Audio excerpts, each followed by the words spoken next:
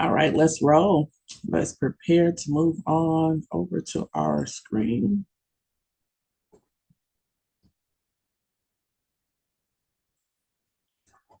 Let's see, which screen are we going to today?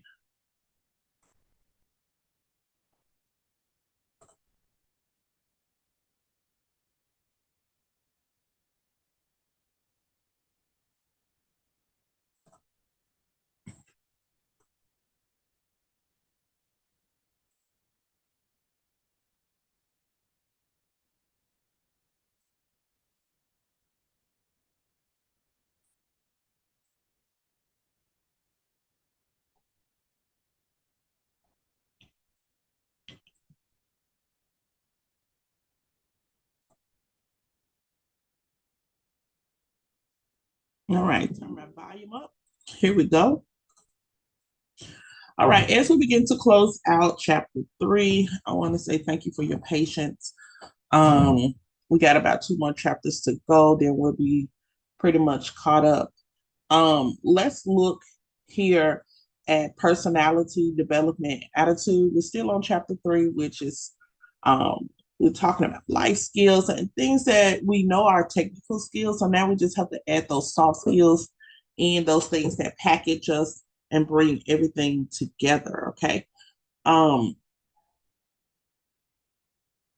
Let me make sure our streaming is paused. There we go.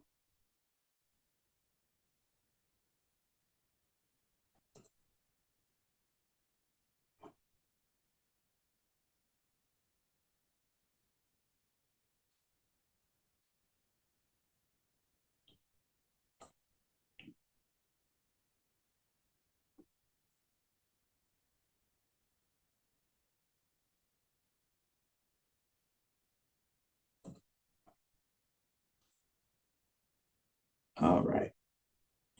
There we go. We're back up and running. To pause our volume for a minute.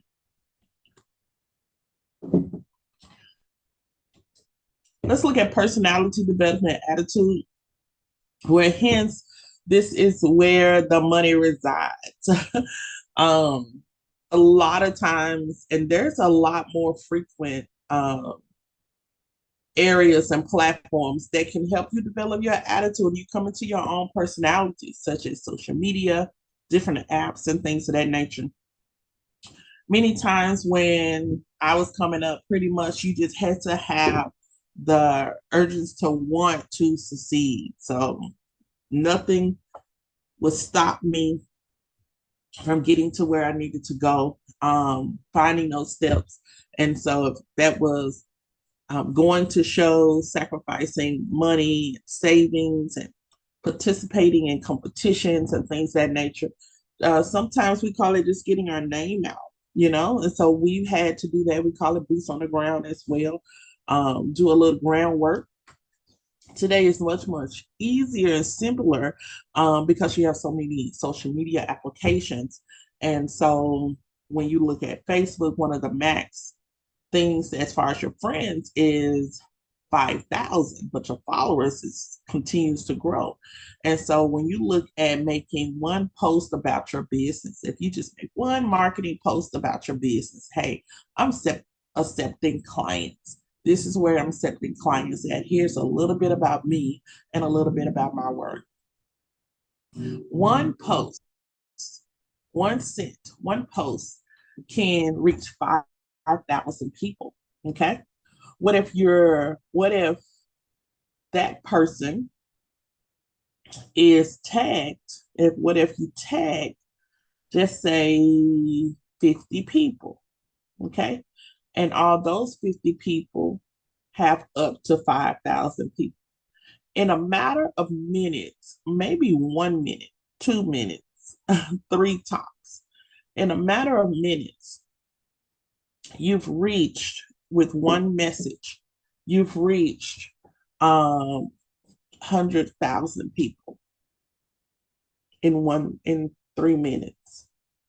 That's way more than what we could have done in 3 minutes without social media. So I tell people all the time, you have free tools, free applications. If there should be no such thing as a slow season when we have these particular tools to grow our business. And one other thing that social media does, it helps develop your personality. So you start to see your personality come to the front. You start to see certain gifts that you carry you didn't know you had. Okay. I was not a talker, didn't think I would be a teacher. Started teaching on a dare. Just me being competitive and started teaching on a dare. And I absolutely would do nothing else. Okay. I absolutely would do nothing else.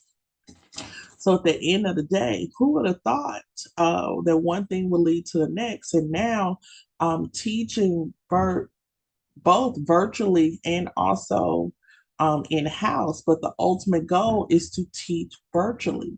Okay, is to continue to teach virtually. That means I get to travel and do whatever I want to do, whatever I want to do, and at the same time be able to be in the classroom and be accessible to my students. Hold on one moment.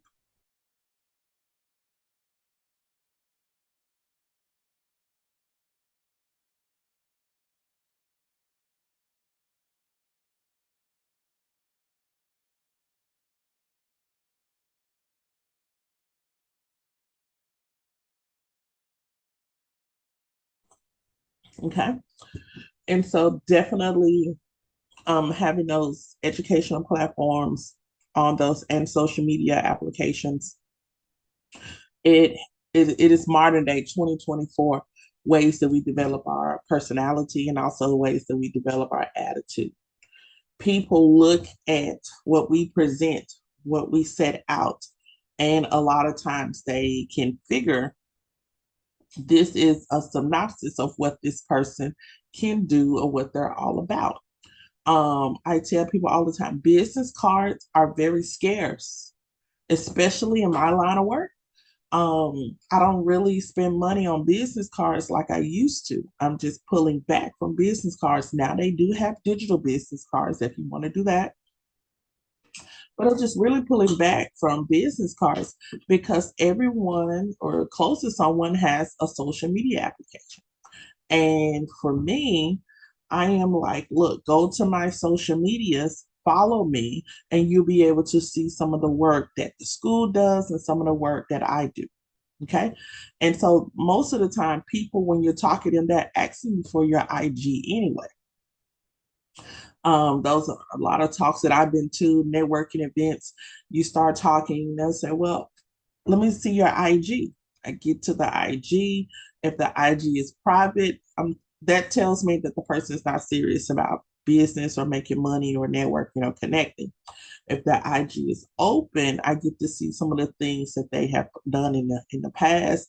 I get to see like a resume history or what they have going on, and you can make your determination whether you want to work with them, give them the job or whatever. But it is usually based off of what I see, and what I see is controlled by the person who's putting it on the app. Okay, but I have seen so many people personalities bloom. This is what I have to say as far as mine. I did have some shyness, but I wanted it so bad I was willing to do what I had to do. And that was, okay, Destiny, you're going to have to act like no one's in the room.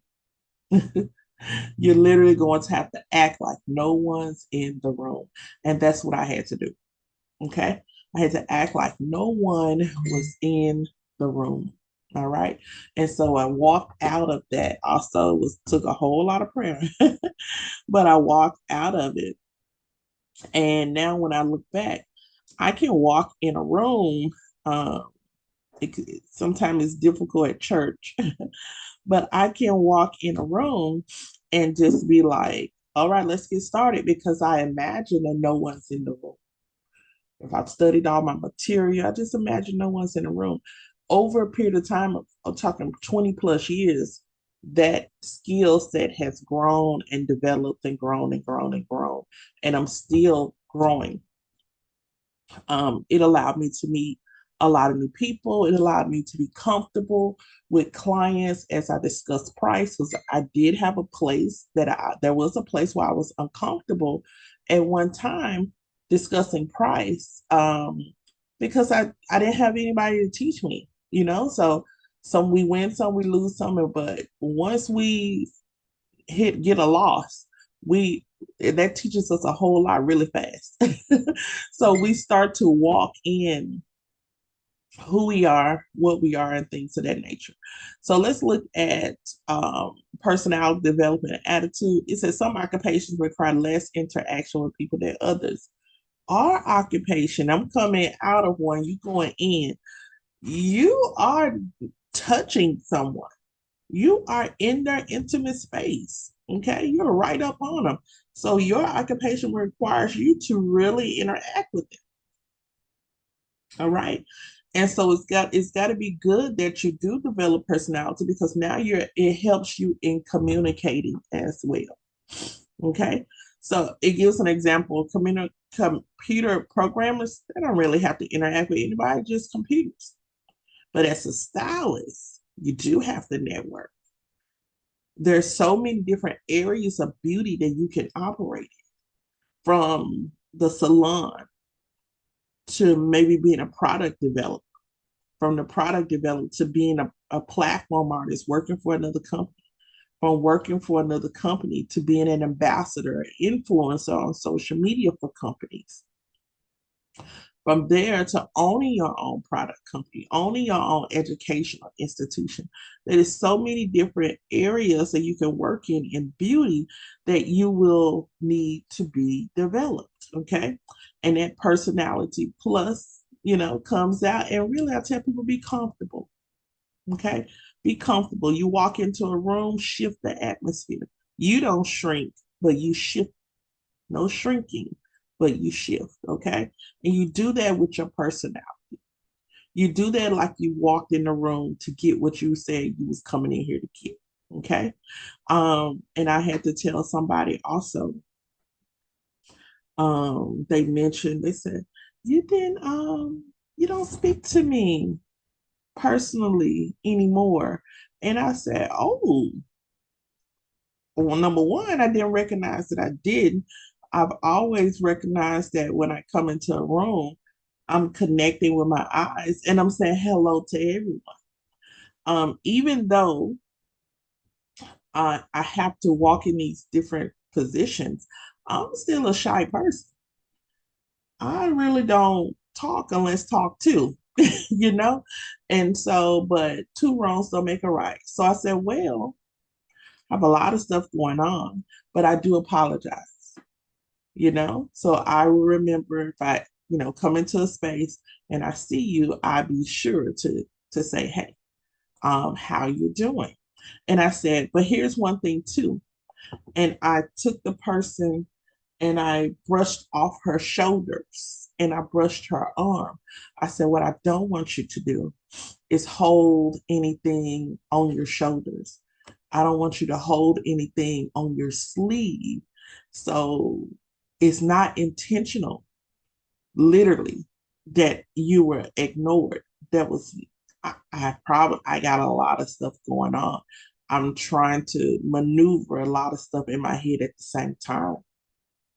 And a lot of times it's just manners. I don't want to interrupt someone who's already speaking, or I've walked in a room and people are already having conversations and I'm just, hey, boom, I, will conform and say, okay, who do I need to, I prioritize who I need to talk to. And I say, well, I catch them on another day, so, but as a young person, I told this young lady, she's a young lady, I said, as you get older, I do not want you to hold that on your shoulders or hold that on your sleeve, because it's called offense. Okay. Offense, you being offensive, will cause you to mess up relationships. Okay. You being offensive will cause you to mess up relationships. And so, as you're building personality, you're building onto this amazing attitude. We got to be careful how we approach those relationships. How to, and just sometimes it's good just to sit back and learn people. Okay. And sometimes once I know how to approach you or what you are familiar with, when God gives an opportunity, hey, yeah, I come in and maybe we'll share a common interest at that time.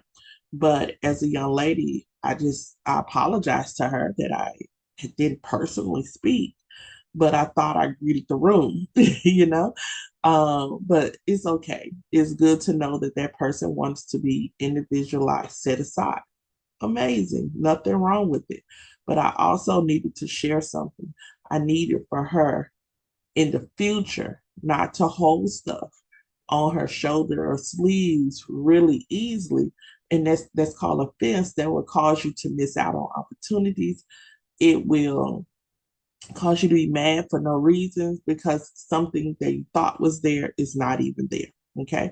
Especially in business, especially in relationships. And so we deal with people every day. So we have to be very, very careful and mindful of how we feel. Is it genuine? You know, and be able to separate our personal feelings from our business. And all of that is comes about when you're starting to build. Okay. So, and then with individuals coming into the field who are so much younger as well, they're still learning how to adult. You're still learning how to live, you know? And then you have these principles of them building business. Sometimes the way they do business is just by new discovery or accident, you know?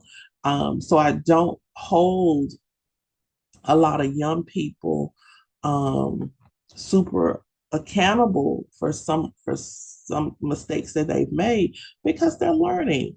You know, they're still adulting. They're learning life, and then also they're trying to learn business at the same time. And I know for me, I made a lot of mistakes adulting and merging the two together. I would hope at this point I'm kind of figuring it out. But there's something, you know, there's called grace when building into those relationships. And so as we begin to talk about building those characteristics, one of the terms, well, I was going to go over the term is diplomacy. And that's being assertive is a good thing because it helps people understand your position. And so diplomacy is pretty much speaking up for yourself, standing the the young folks of today's modern day would say stand on your 10, stand on business.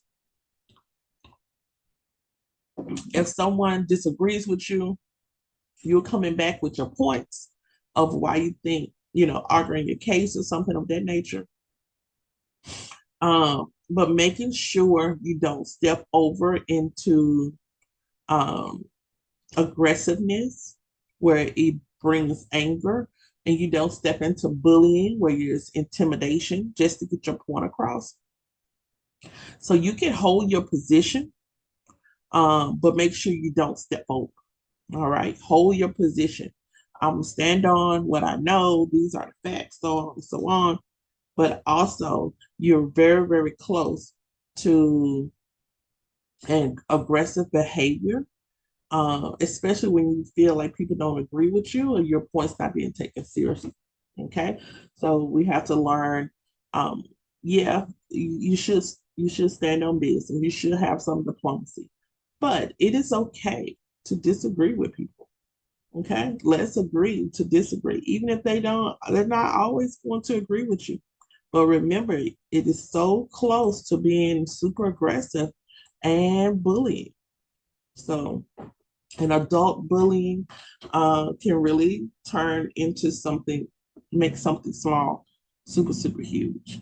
And remember, once you start working in corporations and things like that, and working for companies, representing companies, if they don't want to be associated with anything like that. So you could lose your job. You can use brand deals and things of that nature. And there are laws in Tennessee that for aggressiveness in the workplace to prevent aggressiveness in the workplace and also workplace bullying.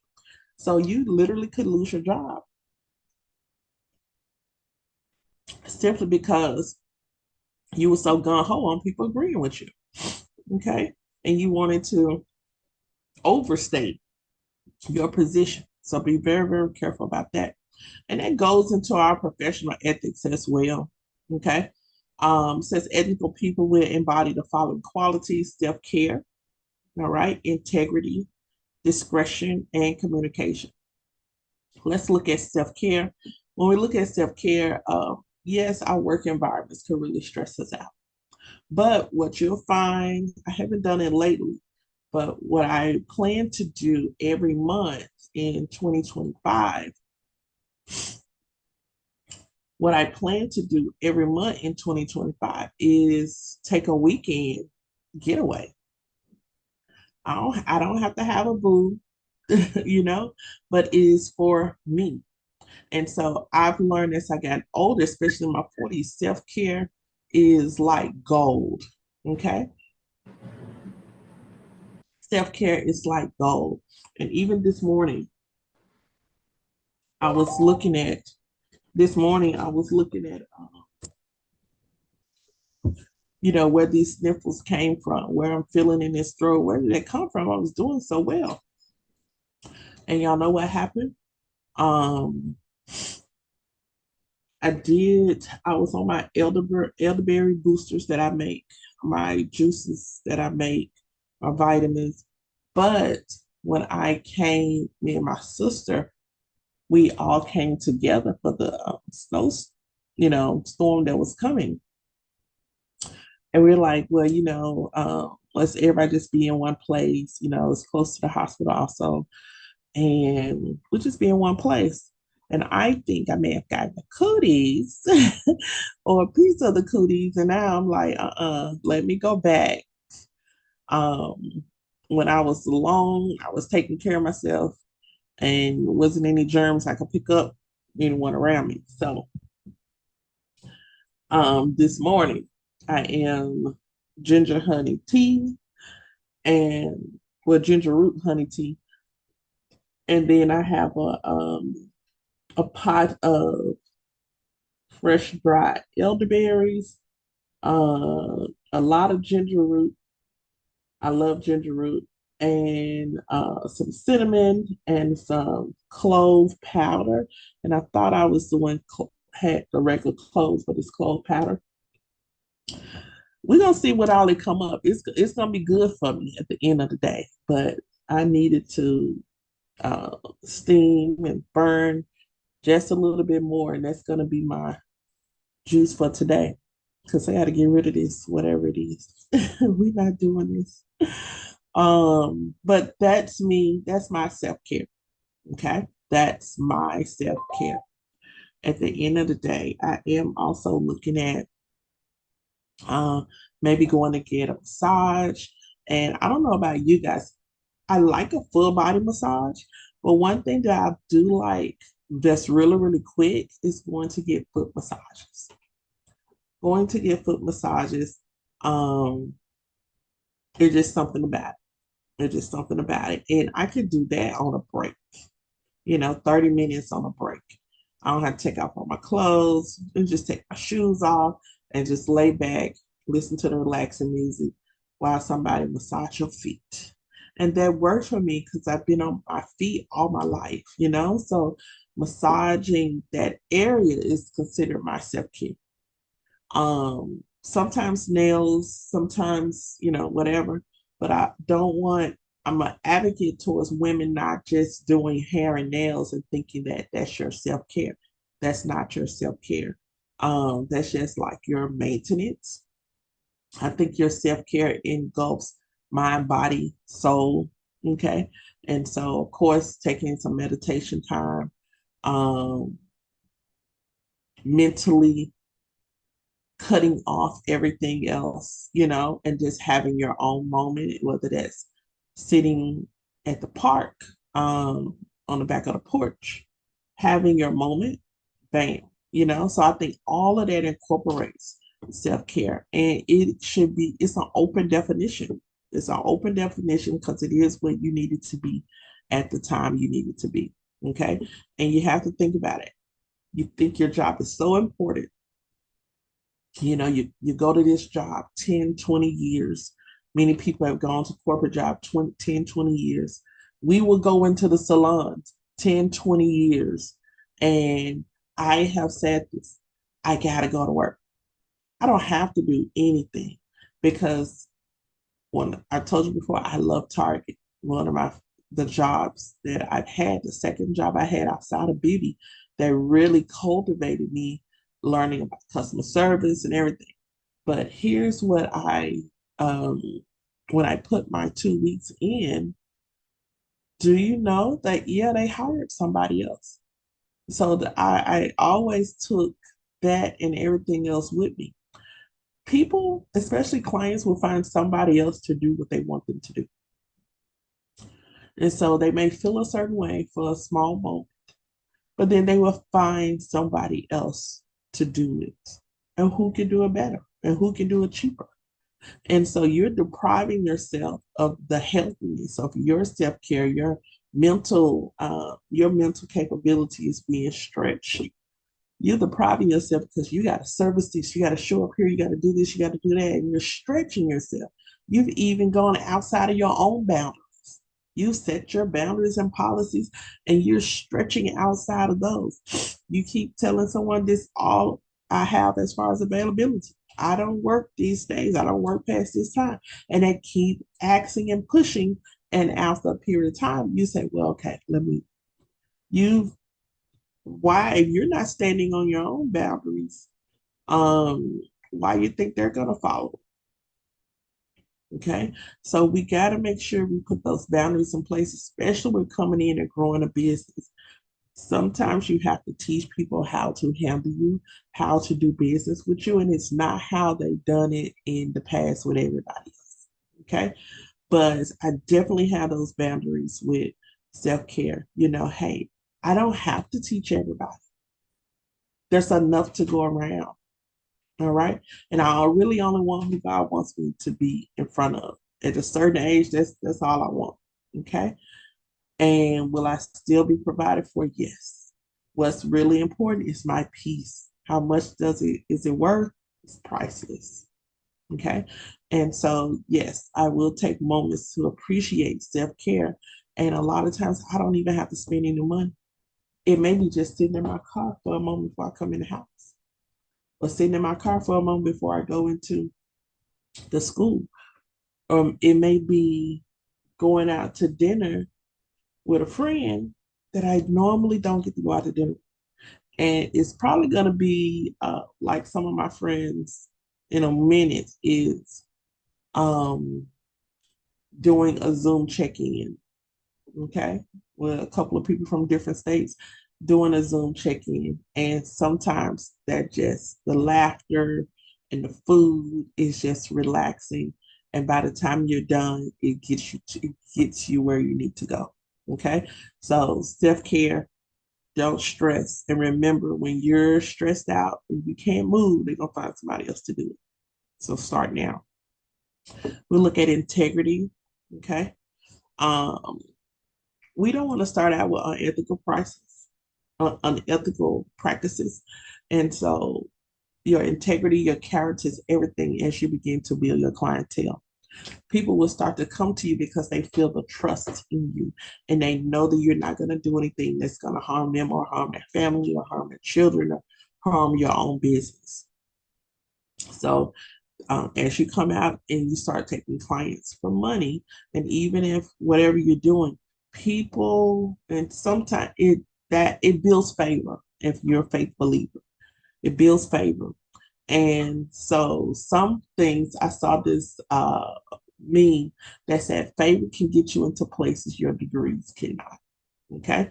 So a lot of times your attitude, how well you treat people, the reputation you built in the community amongst others with product companies will get you the job, will get you into different rooms without you even being qualified.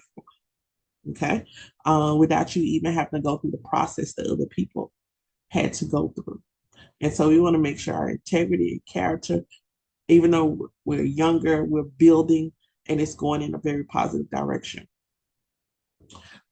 Discretion is always mandatory. When I say it's mandatory, because all money ain't good money. And then you would have, because you are a service provider, many individuals would use narcissistic statements to get you to step outside of your comfort zone or your policies. Remember, people just want the service you provide. A lot of them are not this friend, you know? So remember, and no matter how cool, how comfortable you get with people, people want the service that you provide. And for us, I don't can't tell you how many times clients have maybe cursed me and my students out from me working at other beauty schools now because we would stand 10 toes down on not servicing clients with lights, not servicing clients. I can't give you lashes. You have pus coming out the side of you have mucus coming out the side of your eyes. I can't put my students in danger like that. We have tools. We can't do that. You're coughing all over the air. We can't continue to service you. Um, you want to take the comb out of our hands. We can't, so many times that we've needed to stand on stuff and hold people to our policies. And even if you bend a little bit, maybe one time, but then we have people who are repetitively do not want to respect what you have going on. That's going to be one instance that your discretion will say, do I want this person as a client? Do I want this person? Do I really need the money? Can I make this money in another place? And guarantee you will. Okay.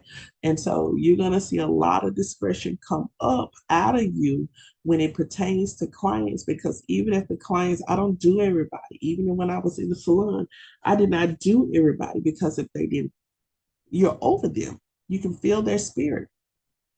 What we call vibe, what we call energy, you can feel it. And so if it wasn't good, positive, if it made me uncomfortable, I couldn't service it. And I've even stopped in the middle of services and told clients I couldn't service them. Or even if I completed the service, I never serviced them again. Okay. So you got to have your discretion. Your antennas got to be up. All money, remember, it's not good money. And then you got to weigh your options as well. Even if you own a salon and you're bringing people in, everybody is not going to be a team player. Everybody is not sent to work with you. Don't you know that if you're a believer and God is giving you a vision, He's giving you an assignment, you can't go and appoint people to attach to that assignment and go with you? And so I said, there's a lot of people in business, but my eye is real tight to the ones who say God did this and God did that, and I'm on assignment. And I'm gonna start looking at the people who are attached to you, because if I start seeing people who don't supposed to be there, um, we may have misplaced the assignment. And so you're gonna find that in business, you gotta use your discretion, okay?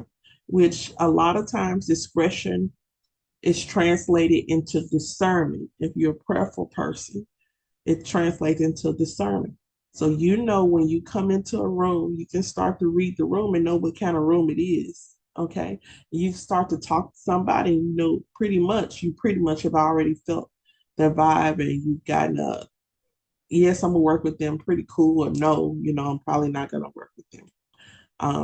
Your missions don't match, your goals are not similar, so it's nothing for us to work on.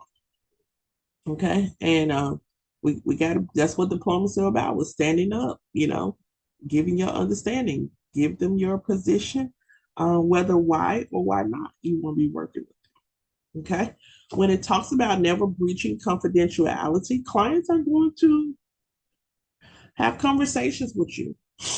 And for me, I'm just having regular conversations, and then they'll just drop something so deep. I'm pausing, like, where in the world did that come from? But clients also will share things with you that they have never shared with anybody else. So there's a level of professionalism that comes in to say, hey, discretion also, where Don't share this person's intimate information or personal information with other people, because that destroys your witness, that destroys your rapport. Now the client does not trust you, so the client probably will pull back from getting you to do services, so they won't be a client anymore, and they possibly could use the most relevant form of marketing is word of mouth, and tell everybody that you're not trustworthy. Okay, so you're going to be very careful about that. When it comes to communication, communication is input, output. Okay, and so not only communication is you being able to clearly explain your side of the story, or clearly be able to understand other people as they're speaking, but that also involves you over talking, under talking on statements. And so letting someone else get their ideas out, and then bam, here you go. All right. So sometimes you have to train yourself on that, especially if when some pops in your head, you just want to say it. And you didn't say, excuse me. You didn't say anything about, I got something to, you didn't raise your finger, which indicates, hey, I probably got something to say. When you're done, you just jumped all over, and that just causes another tweak in communication. So make sure you're communicating effectively. In school, many schools that I worked at, you have those are jars. The student curse, they had to put a quarter, 50 cent, a dollar, or something in the jar. Well, here's the thing with the curse. Um, a person is their own person. They do whatever they want to do. But in business, it kind of limits your vocabulary. It shows that you limit your vocabulary. Okay. And so some businesses allow their people to fully curse. That's fine. I've seen it on stages with big companies. And then I've seen it on stages where there's no cursing at all. Okay. Because it can be offensive to certain clients, and I know sometimes I'm offended, or just not offended, but uncomfortable. Okay. And my sister and my close friends, they laugh at me all the time because they said, look, you're too old to learn how to cuss. They said, when you want to curse, insert one of us, and we'll say what you want to say, because what you be trying to say, it don't be making no sense. And I said, look, I think I do pretty well for a 45-year-old. But they said, you just waited too long, and it don't sound right. So don't do it, friend. Okay. So I've taken their advice and insert them if I just, but my favorite word is fudge. And they was like, what? Yes, you can make light of any situation. And so we just said fudge, dog it. So that's my way of just expressing it really, really quick, getting it off me. Then we just go back to making cookies. But communication's everything. My sister and I, we have new word of the day, and then we get it in the email every day. You guys can sign up for that, and that just increases your vocabulary. It increases your vocabulary.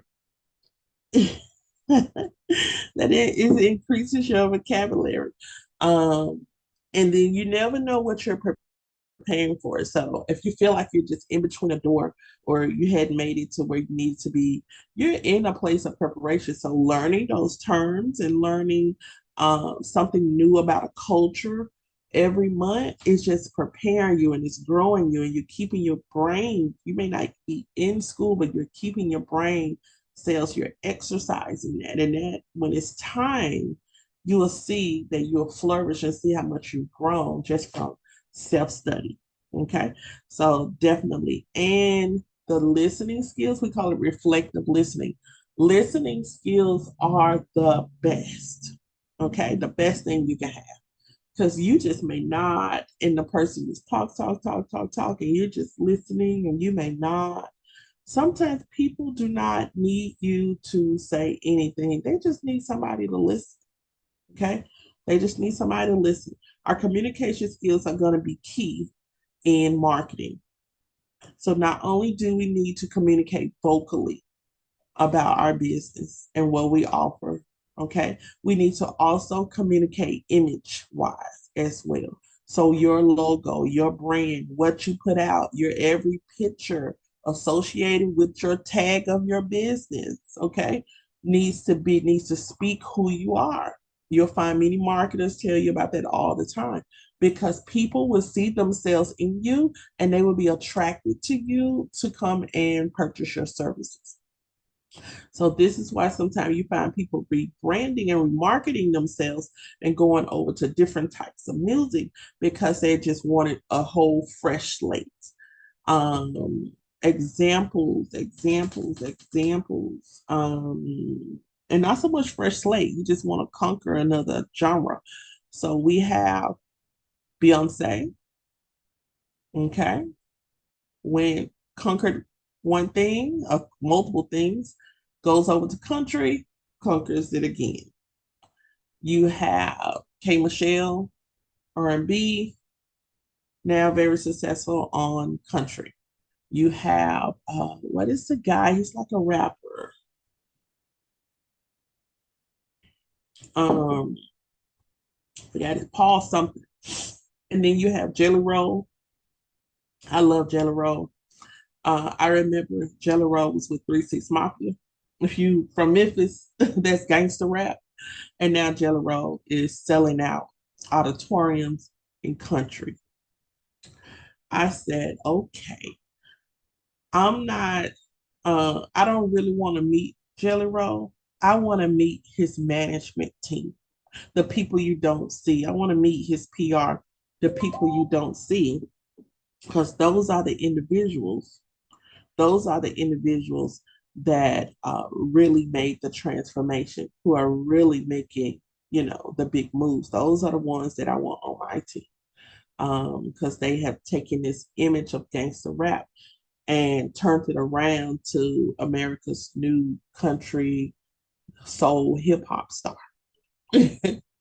and and definitely I think he's probably living better than he's ever lived, all because of transformation, a transformation. Okay.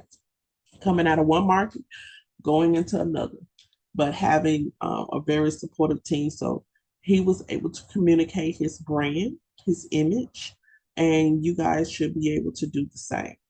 Okay. We're going to close out on 3. I want you to continue reading. I did get your questions, Nini. And so, what I need you to do, let's just open up on 4 on Wednesday, and we'll be back. If you have any questions, let me know. I'm going to prepare for the next class to come in a few. So you guys could go ahead and log off. If you need anything, just give me a call. So 4, and then we'll be on some state board prep for natural hair. Okay. Have a great day. Y'all be blessed.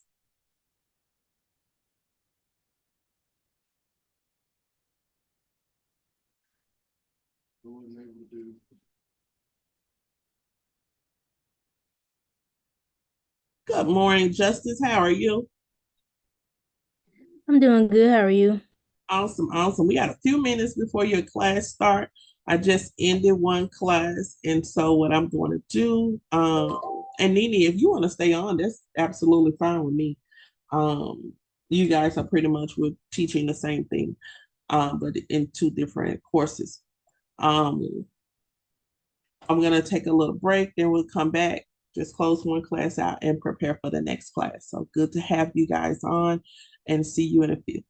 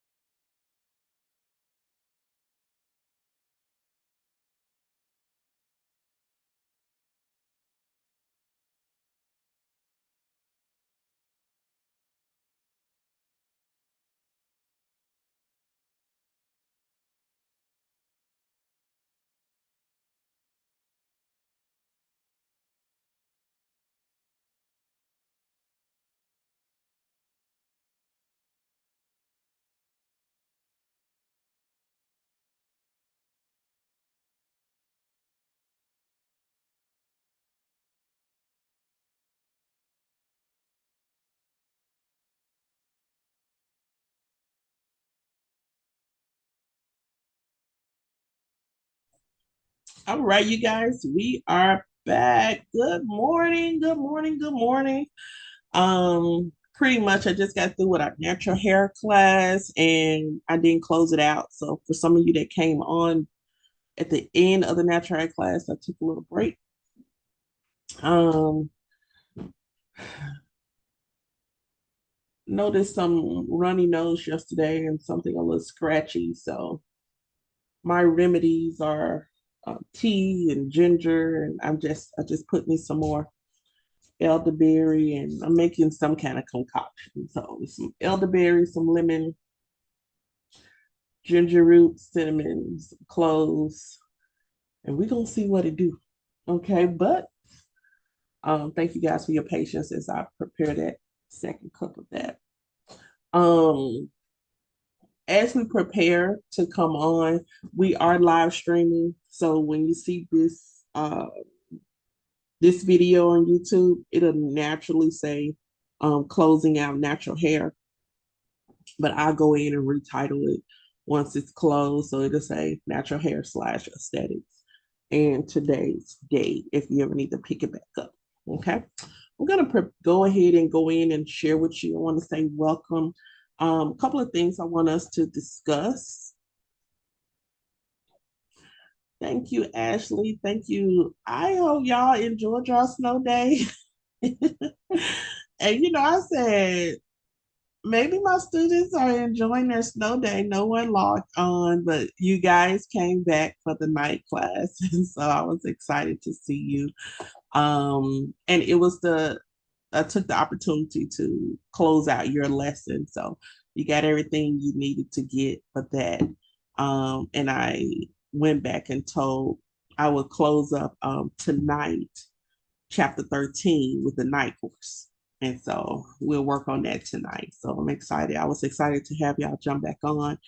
So I hope y'all built y'all a snowman or got y'all some soup or just took a moment to just relax. Um, and I think I did. I um, caught a ride to see my mom, my one of the uncles in the big trucks, and he called me and said, "Hey, I'm headed back home." I said, "I'm catching a ride back with you." And so I was fine, had soup and just family time. Had an opportunity to work on a few things. Last night or yesterday, was it yesterday? Saturday, I believe. I sent over home bases. And so home base was, you may have got a notification via text or email about clocking in with DCI. And so if you guys have not clocked in, go ahead and clock in for me. And we clock in two ways. You're going to clock in by putting your name in the chat. So let's do that. It's called a roll call. It's the roll call. And then secondly, you're going to clock in on the app. So if it asks you to download the app, go ahead and open the app and clock in. We will modify your time back to whatever time you came in. And I think Justice came in about 10 minutes before everybody else. So about 9:50, I'll adjust you, Justice. Miss Cox, Yes. this Ashley, a quick question. On Friday, Okay, do Rocky. is our time 9:30 or 10 o'clock? Because I logged in on 10. I thought we were going on the new schedule that you sent out to us. On Friday, Yes, ma'am. Because it I was, saw it in a group that you was online, and I saw your screenshot, and it said 9:30 on there. And on our new schedule, it say Monday, Wednesday, Friday, 10 o'clock. So I logged in at 10. you know what? And I sent the email stating, "Are we not having class today?" Because I'm logged in. So I logged in at 10 o'clock because that's I what our logged schedule say in at 9:31. at 9. Yeah. And you know what I was thinking? Well, first of all, let me apologize. It is 10 o'clock. Okay. I was thinking you guys, class was at 9 o'clock. on Friday, and I was rushing to get on, but what I was just talking to one of my students about is taking mental breaks. I need to take one. Okay. I need to take one. My mom is still I'm still dealing with a situation with her in the hospital. And I have had many instances, a couple of them where I forgot my days and stuff. And I said, okay, I need to come out of here. So, yeah. And I think I was in her room trying to do class too. So, my apologies for that. Okay, and that's I came understandable. You on taking care of your mama. early. Yeah, but I don't want to be an excusey type of person. And especially since I'm a no excuse type of person, but I do Mhm. apologize. Um, and then for those in them, I make sure you guys are taken care of for that. I was glad to see you guys on for the nights, and I hope it didn't inconvenience you too much. But please forgive me for that. I will double check my schedule, and I think I'm so used to natural hair being on at 9. I'm just thinking, but they don't even come on Fridays. I don't know what I was thinking. I definitely was thinking we're gonna rock out skincare on a Friday, and I was like, where y'all at? And y'all was probably wondering where I'm at. Mm, mm, mm. Okay, Raquel, I got you. I got you. It was your teacher fault. Please forgive me. It's okay. I'm sorry. Everybody, welcome Kanisha. This is Kanisha's first day. And she's not too far from you guys. Y'all just a little week ahead, and we're gonna catch her up real, real quick. So welcome, Kanisha. How are you? Thank you. Good morning. I'm good. Awesome, awesome, awesome. So did everybody receive the home base? Was everybody able to clock in? Yes, ma'am. Awesome, awesome. Kanisha, are you good with clocking in? Yes, ma'am. Awesome, awesome, awesome. All right. So let me for I'm gonna share the screen. We're recording. And so Kanisha, if you ever have to go back and listen to a lesson, I try to record and starting this week, I'm just gonna start back, record as many classes as possible via our YouTube. So you can go back and refresh those. Even if you miss a day, I want to try to, get it recorded so you can go back and refresh and complete your reading assignments. Okay. Let's move to our shared screen. And particularly, I wanted to share this screen. I want to make sure those individuals that had issues logging in, that you are able to get in. I sometimes don't know what the issue is, but sometimes on different computers, I have to go into a clear my cookies and all that type of stuff.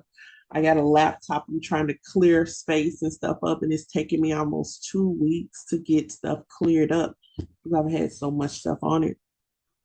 But I learned how to go into the incognito screen, which has like a zero search base and makes it easy for stuff to pop up.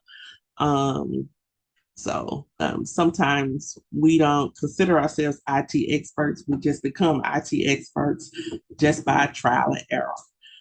But for those new individuals, once you log on to the portal, go into aesthetics. We are going to be on. I'm going to send you a study guide that's going to incorporate chapter 1 through 4. And so we have study guides coming up. You can click, let me see. If you want to get to the ebooks are here, or you can go down to the gray bar. We're at chapter 2. So let's click chapter 2.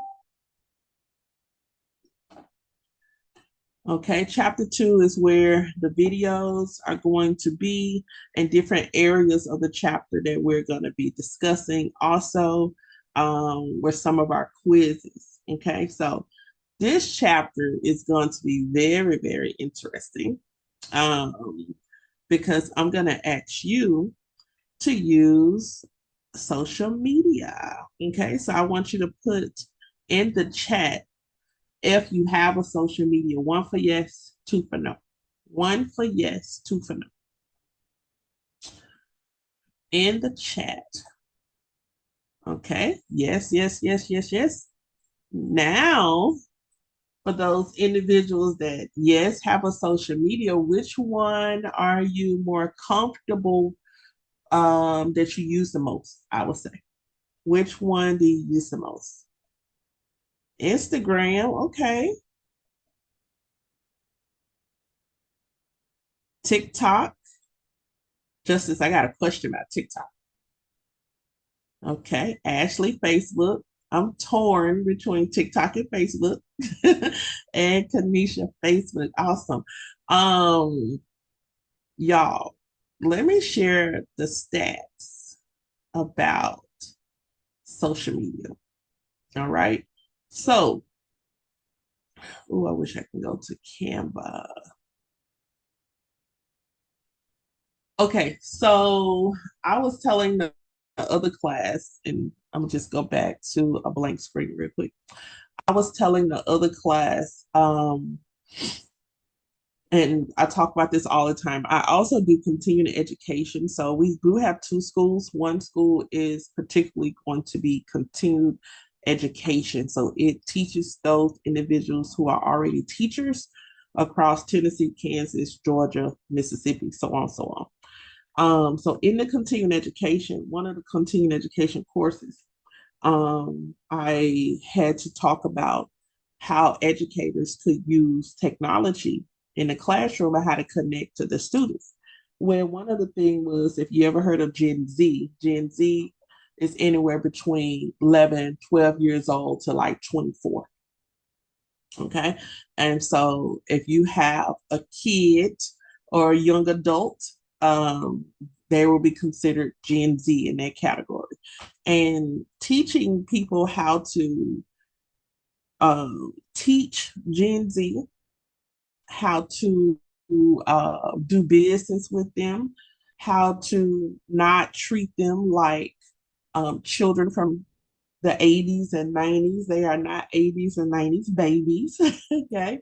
But we talked about social media. And so, since we're moving into image, this is the thing. Everybody um, has a way of perception, especially on social media. And so, I had to tell them, I said, well, if I go to a high school promoting DCI Academy, one thing, I do not need their contact information. I don't want a 14-year-old's phone number. So I'm just very leery about protection of kids. I even lost a student because I would not let her come into the building because I had younger students. They were 16 years old. They were very precious and innocent to me.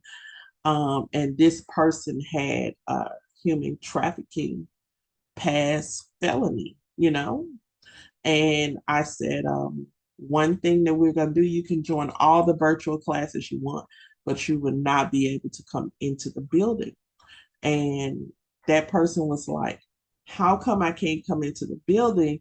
It's just, I hope you guys get it. It's just a protection. I feel like that parents left them with me as a responsibility. And if you had that, not saying you can't be reformed, it was just so fresh. I've been trusted. And it was just my discernment was telling me this person, you can come to school here, but you would not be able to come into the building, especially while I have underage students in the building with me. And so that person was appalled and they left, whatever. But they initially found me on social media. And here's the thing with social media. When it comes to, if I'm going to a school, I don't need their phone numbers. I want their snaps. I want them to follow me on Snap. I don't even have to take their snap. I just want them to follow me on Snapchat. Okay. And I'm going to tell you why. By them following me on Snapchat, every time I drop something on Snapchat for the school, they'll get to see it. And even though they may be 14, 15, 16, they're not able to make those decisions about their post-education now. But as much as they see it, they're going to remember.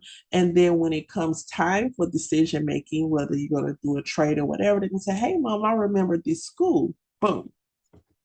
That's all I want from those individuals. From there, we have IG. Okay. IG is the new resume. So Raquel said IG. You don't have to commit to talking to anyone. They see your personality through your pictures or your videos.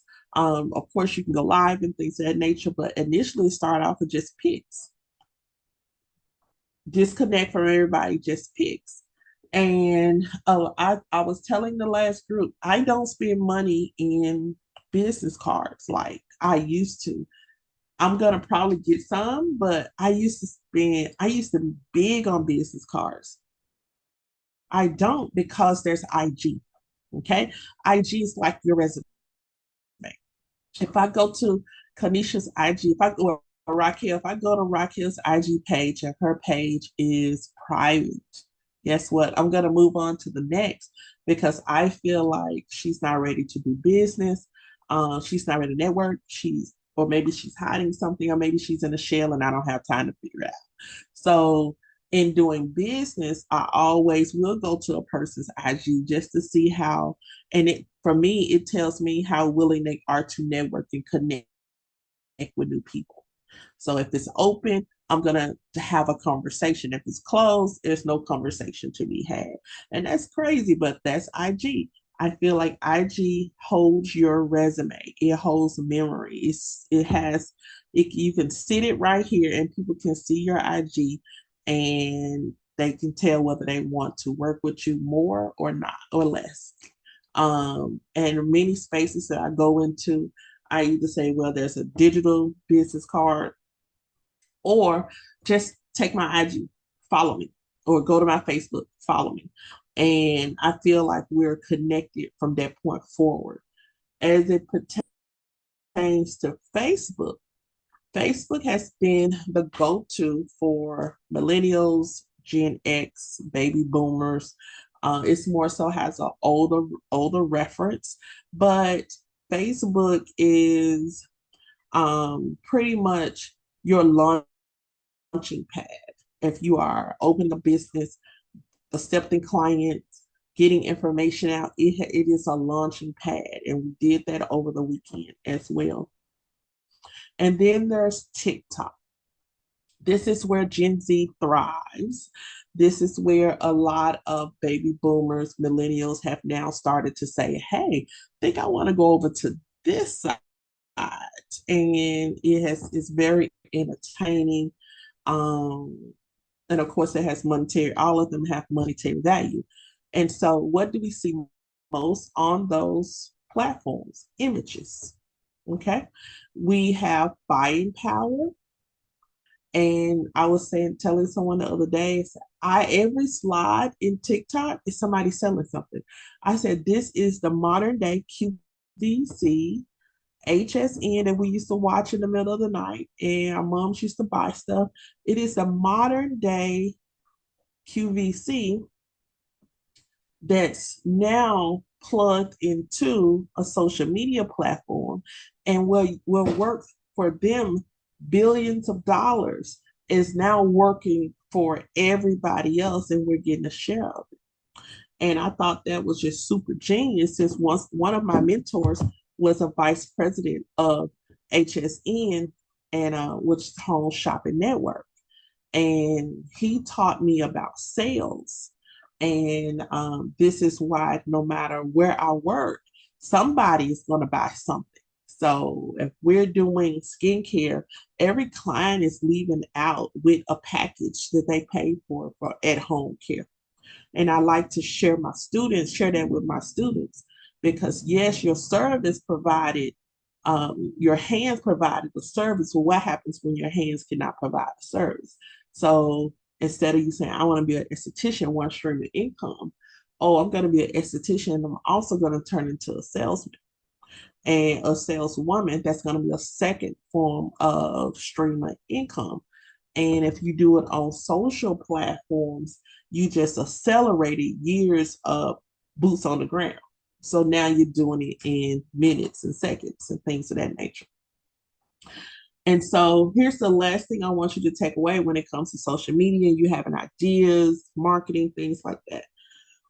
When we want to introduce something, when we want something, when we want to launch something, we put it on Facebook because it's like a family reunion. You put it on Facebook. If you're launching something, go to Facebook. Once it's launched and you just need to build a resume of that company, that vision, you just want something to sit there as a reference.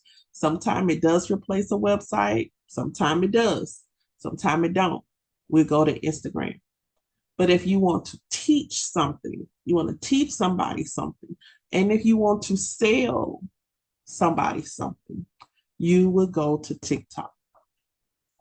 And I feel like the new modern day beauty and trade professional is going to use multiple platforms to actually grow the business in branding, marketing, and in sales. And what does that is your image, okay? Your image sells. And so that's saying you attract people that look like you. You attract people that think like you. You attract people that, you know, got some of the same interests. That's what you attract. If you go on TikTok or Facebook, especially Facebook, there's a group for everybody. So whatever your interests are, there's a tribe for that. Okay. So as we get ready to go into professional image, one of our assignments is I want you to find someone that you follow that their image speaks for themselves. It could be male, it could be female, but their image speaks for themselves. Okay. And so it can be, I don't care who they are, but it's someone that you follow from any platform, their image speaks for themselves. All right.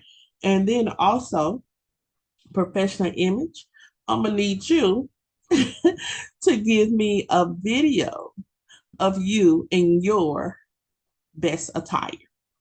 And when I say best attire and not professional attire, because professional can be defined in many different ways. And so if you were going on not an interview, but if you were going to a networking event where possibly you could come out with a job, that's what I want to set the scene. You were going to an interview, not an interview, but if you were going to a networking event, that possibly you could come out with the job. Okay? So what would you wear? Don't go buy anything out of your closet. We're talking about professional image. So it may be, Miss Cox, do we get to play dress up? Yes, you get to play dress up. It can be less than a minute. You can take pictures and make it into a little clip, or you can do a video. Okay. We just want to do something fun this week, and I may do the same thing. I gotta get my hair done, but I'm gonna find a hat or something. But we could do the same thing. So that is our out the box assignment for this week. Two things: find someone on one of the social media platforms that you admire their image. Okay. And then also, I want you to play dress up. And if you were going to an event, now this is all you. You were going to a networking event, industry networking event, and you possibly could get the job. What would you wear? Okay. And it's all on you. You can take pics and put it in a video, or you could just take a video, and it doesn't have to be a long video. Okay. Any questions? Who looking at the screen like, really, Miss Cox? Who's looking at the screen? Y'all got it? Yes, ma'am. Awesome, awesome, awesome, awesome, awesome. I'm gonna play along with you too. As soon as I get this good old tea, let me cut this off. Let's move back into our course. We're going over to chapter 2, and we're talking about professional image. All right. And so let's go into, let's see what video do we have. Our ebook.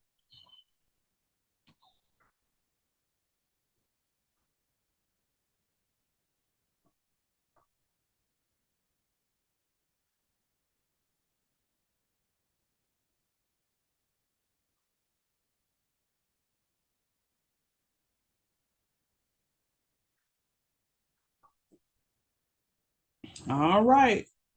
Professional image. We're going to talk about breaking the barriers also. When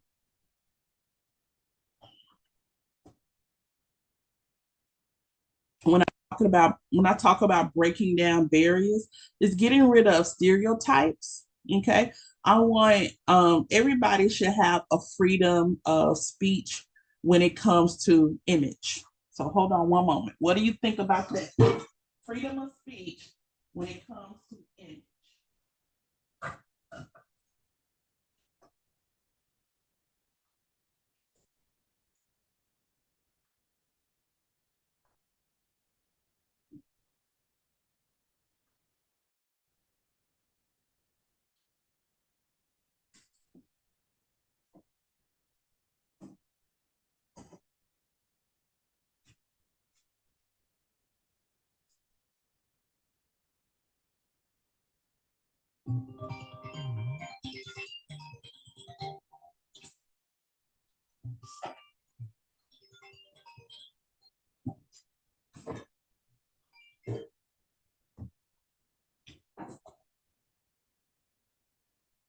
All right. So when I talk freedom of speech when it comes to image, when I was coming up, my uniform, like you guys gonna have a uniform, right? But when I had to go take my test, my uniform was all white. Tennessee was strict. We had to wear all white scrubs like a nurse, and we had to wear white shoes, white socks. And when they checked us in for our test, we actually had to do a turnaround. So they had to check and make sure our image was intact. And I always had teachers that discuss and push professional image. I believe over the years, those barriers have come down some. And in some places, those barriers have to go back up. All right, so those barriers have to go back up. So yes, we do have a uniform policy at DCI. Here's pretty much what we have: uh, all black or black and white until you get your scrubs. And I need to actually go over to J&J Uniform or call J&J Uniform and see if our stuff is ready to be picked up, because it was supposed to be picked up last week. I just didn't go get it. But that's who does our uniform. So if you're ever in Horn Lake or South Haven, J&J Uniform is where you should go to just, get you some refreshers and stuff like that. And so we have scrubs. Right now, institutions are in black. And when you cross over at a halfway point starting this year, you're going to get your white coats. Okay. So when you get about 375 hours, your past, we call it crossover, your first crossover, you get your white coats. And the white coats signify you having the theory background, and now we're working on not just so much the theory background and you've been practicing, but now you're working on now let's take the second half of our course and build into this professional. Okay. And so we were doing a white coat ceremony at graduation, And it's just for me, I feel like students should be empowered earlier. And so we're going to do the white coat ceremony halfway through. So you guys start in January. Um, so sometime in March, we'll do the white coat ceremony. You can invite family and friends and things of that nature. We have some refreshments. And then come the end of June, early July, it'll be our graduation. And so that's the time, that's the time council we deal with when it comes to our graduations and white coat ceremonies. So something for you guys to look forward to. But choosing the white coat ceremony, it just brings us into another element. Um, Many individuals and professional salons used to they used to require business casual, so black slacks, white tops, very business casual. You cannot wear open toe shoes. Most of them had low heels or boots, and of course, it fit the image, the whole entire image. And so, of course, you get individuals that like to dress a little comfy. But remember, how you present yourselves is also how clients start to perceive the services that you render. All right. So I think professional image is going to be in, everyone will have their own perception of it. Yes, there should be a freedom. That's where we get creativity from, you know, but at the same time, we have to look at, as estheticians, you guys are not cosmetologists. You're not nail techs. You're not just single lash techs or barbers. Aesthetics is the top of the beauty chain. And I say that all the time. You are, when you look talking about the cream of the crop, you are the cream of the crop. Your numbers of growth within aesthetics, within the beauty industry, still outweighs any other part of the beauty industry. So, what is that saying? The industry is yet growing, and your clientele is yet growing as well. Okay. And so, a lot of things that you can get ready for, what it takes for you to perform services, your products are going to be a little costly. Okay, get ready for it. Why? Most of your professional products are concentrated, which means you don't have to use a lot to get the result you want. So you will find some of your fine creams and things like that in less than 2-ounce jars costing like $50, $60. Yes. Okay. Sometimes you'll find 1-ounce creams that may be $100. It's going to be up to you to say, I want to invest in these products, invest over here. Will you find creams that are $10? Yes. Okay.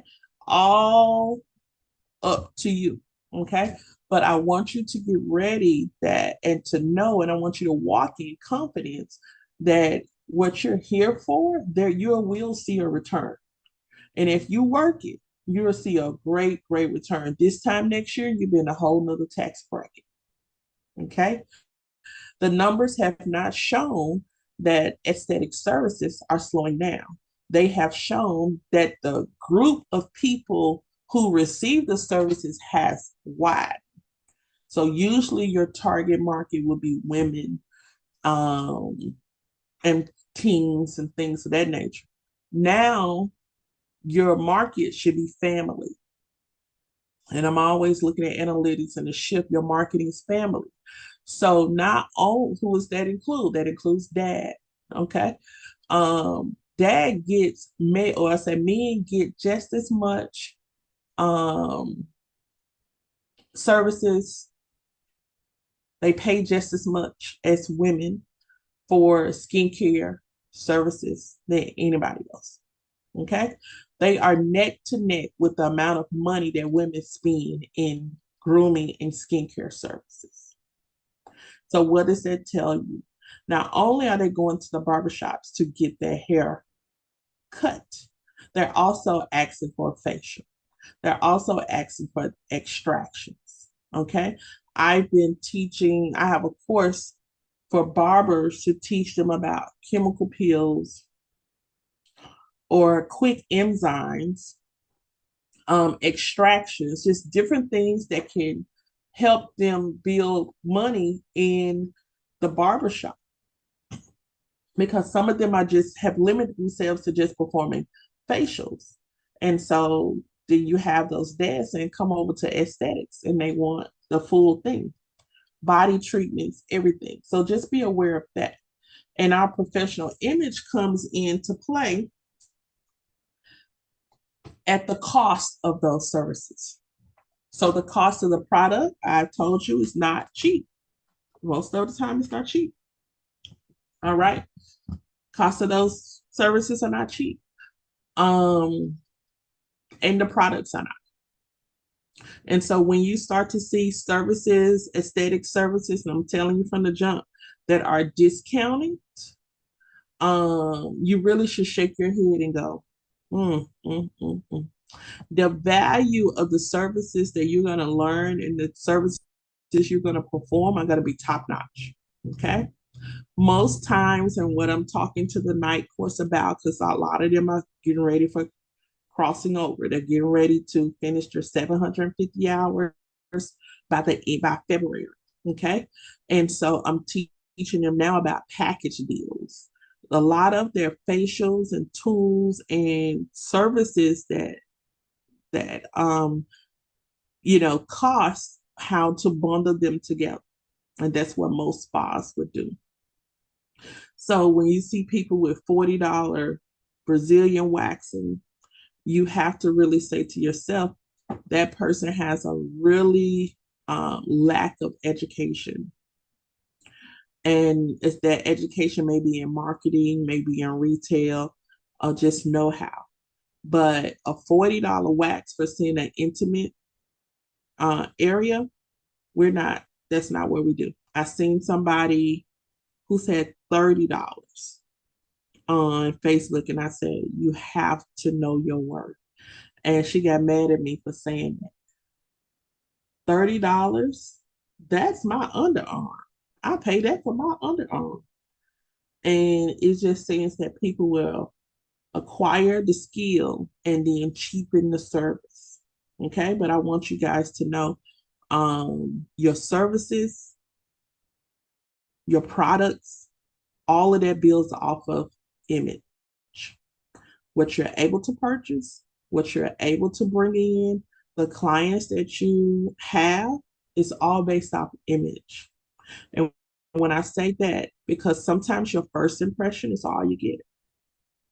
Okay.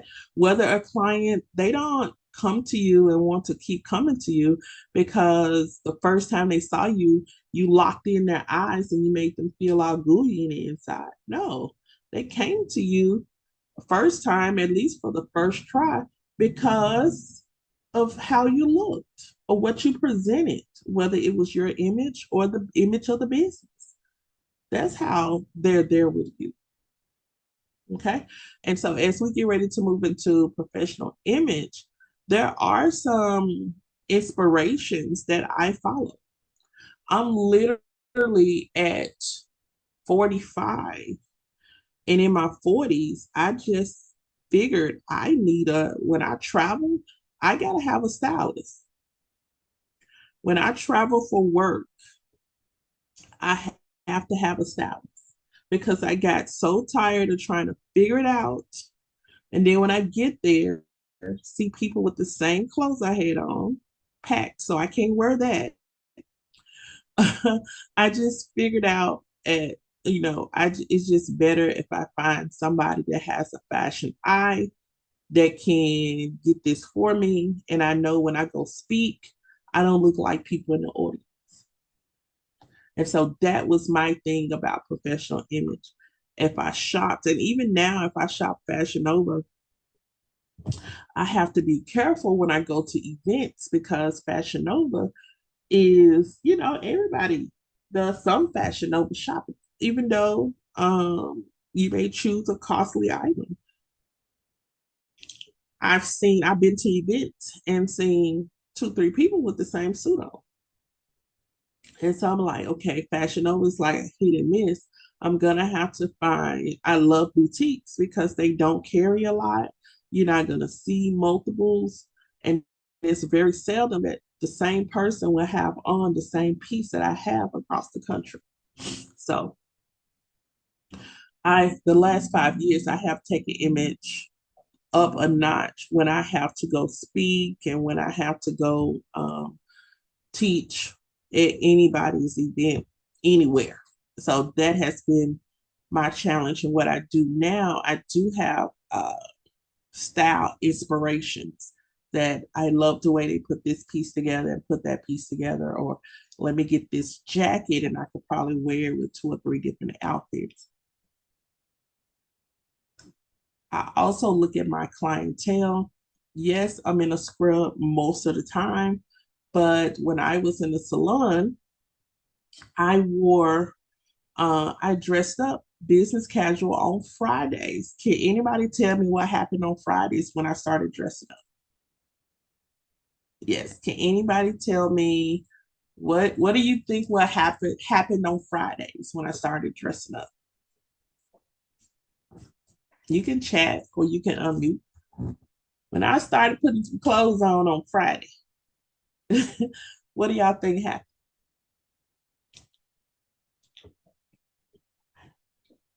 I mean, I started putting some clothes on all the way down to my shoes. Yes. Number one, I felt good. I felt good.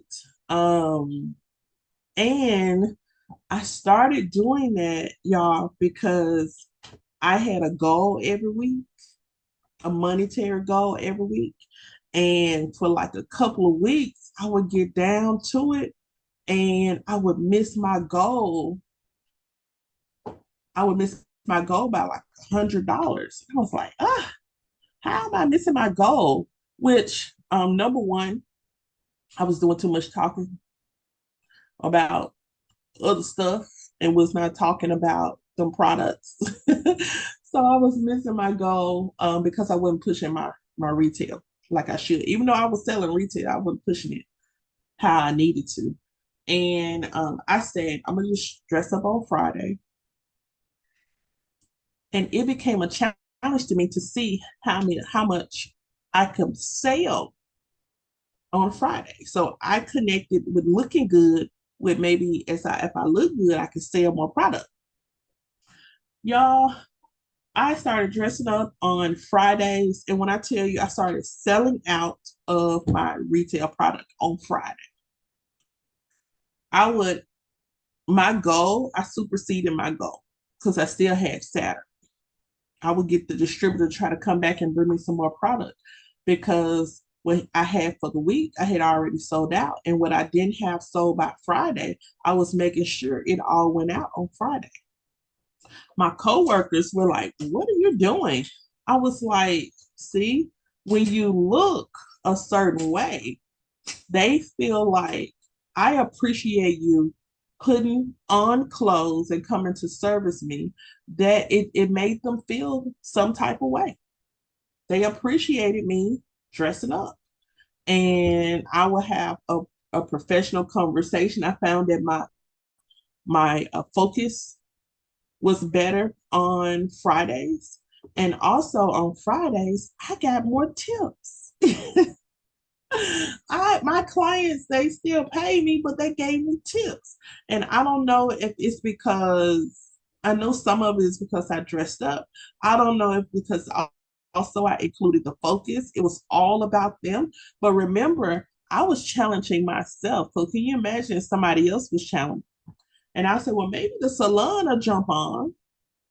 And I may have had one person that jumped on, but she quickly went back to just wearing her regular clothes. And I told her, I was like, why would someone pay you this huge amount of money and the person next to you is charging the same thing, but you're giving them the same old service you used to give them? Nothing has changed. There's nothing that sets you apart.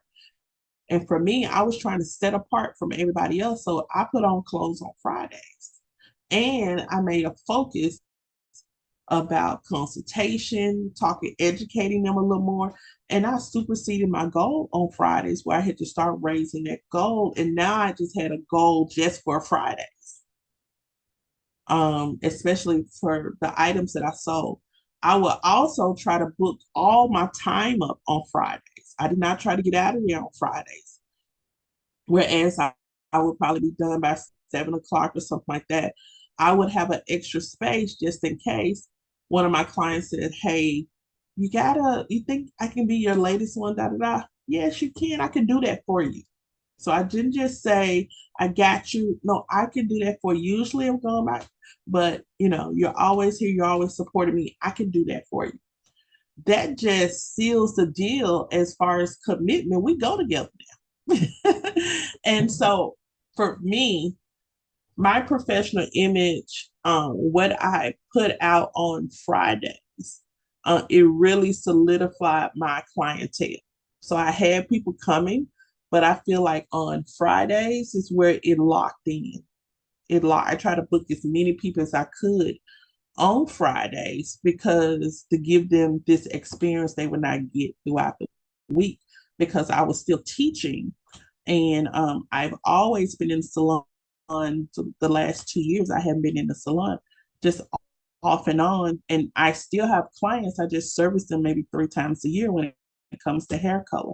But even if I'm servicing them then, I'm still not giving them anything, So I'm not wearing dirty Uggs I hate dirty Uggs, okay, and dirty boots and stuff like that, y'all. So it just is it's a distraction for me. So I try to just try to make sure I don't wear anything like that or that my students are not causing distractions and things of that nature. So that's me on professional image.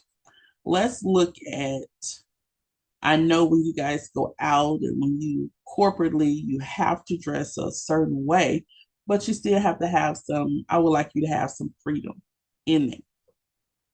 So it says beauty professionals should study and have a thorough understanding of professional image because when you see something like this, it's probably going to be a question on down the road that says, why should beauty professionals have a thorough understanding of professional image? So even though when you see this, it is another question, a test question probably coming up. Here's the bullets. Your knowledge, talent, and professional reputation define you as a professional and are your most valuable assets. Okay, your knowledge, your talent, and professional reputation defines you as a professional. And those are your valuable assets. Okay. So even though we look at professional images, okay, we got to make sure that we look the part. Looking the part is not about how expensive the clothes are or the clothes that you have going on.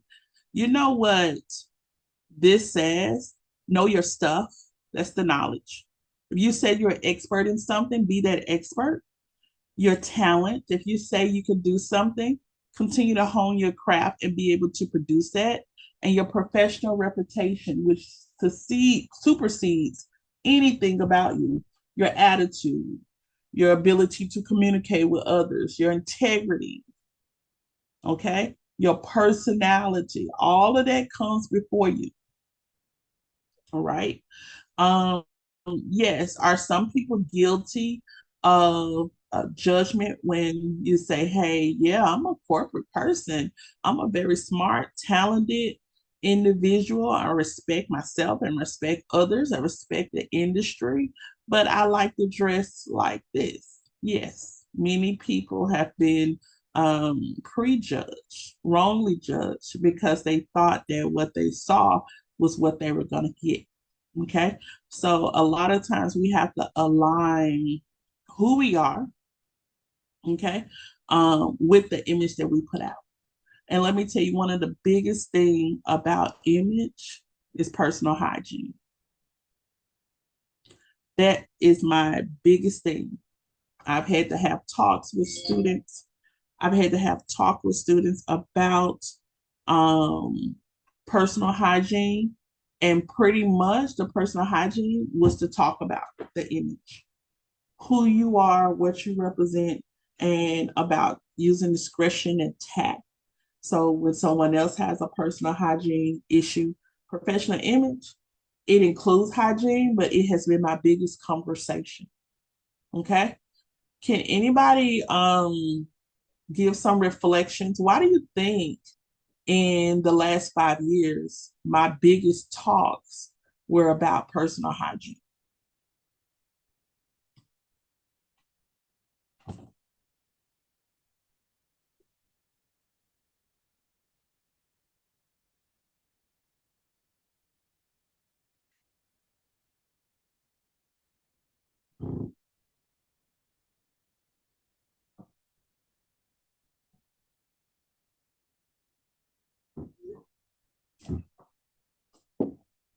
Anybody? Okay, let me share. My biggest talks about personal hygiene. Number one, I've had a few people that dealt with, um, I don't want to say a mental issue, but just had a mental behavior for a season, for a season, such as depression or anxiety or something of that nature. And when that seeps into where you work, a lot of times we can see some of the issues that a person may be dealing with. And a lot of times that is not keeping up the personal hygiene, whether it's the shampooing of the hair, keeping it groomed if you're a guy, having clean uniforms, bathing, having the items you need to bathe. Those have been like a key concern for me. And so at one point, I would provide sprays, soaps, oils, creams, and things of that nature, and they'll just sit in the bathroom. You need them, use them. Also, feminine wipes, pads, things of that nature, all kind of stuff. If you need them, use them. Didn't want anybody to feel embarrassed or anything, but it was just there. Same thing goes when you guys come into the building. We have snack area. We've an issue. I've experienced issue with hunger with some students early on, and we're 6 years old this year, and so we have snacks and water, juice, all that kind of stuff, and no one can tell anyone how much they should be getting, or no one, it's not a charge or anything, because those are things that should not be blocking you from learning. So really, really big on that. But hygiene has been the biggest thing that I've had to say, let's get this together, because when people have a perception of the way you take care of yourself, they'll respect you more. Okay, they'll respect you more. So that has been my biggest thing. And you would say, Ms. Cox, you deal with a lot of adults. I do, but you cannot judge a book by its color. And then also at the same time, everybody didn't get the same home training as everybody else. So some people didn't have those parents to instill those things too, or didn't have those women or men to say, hey, this is how you wash this is how you do that. I've even had to have a talk with men, one of my male students, like the second year. And that pretty much, that student was not bathing, and they were smoking marijuana. Okay. And they were not flossing and stuff like that. And so we had to have a conversation, because when you're in the class with a whole lot of women, the women gonna talk. And I don't need that to be a distraction in the classroom.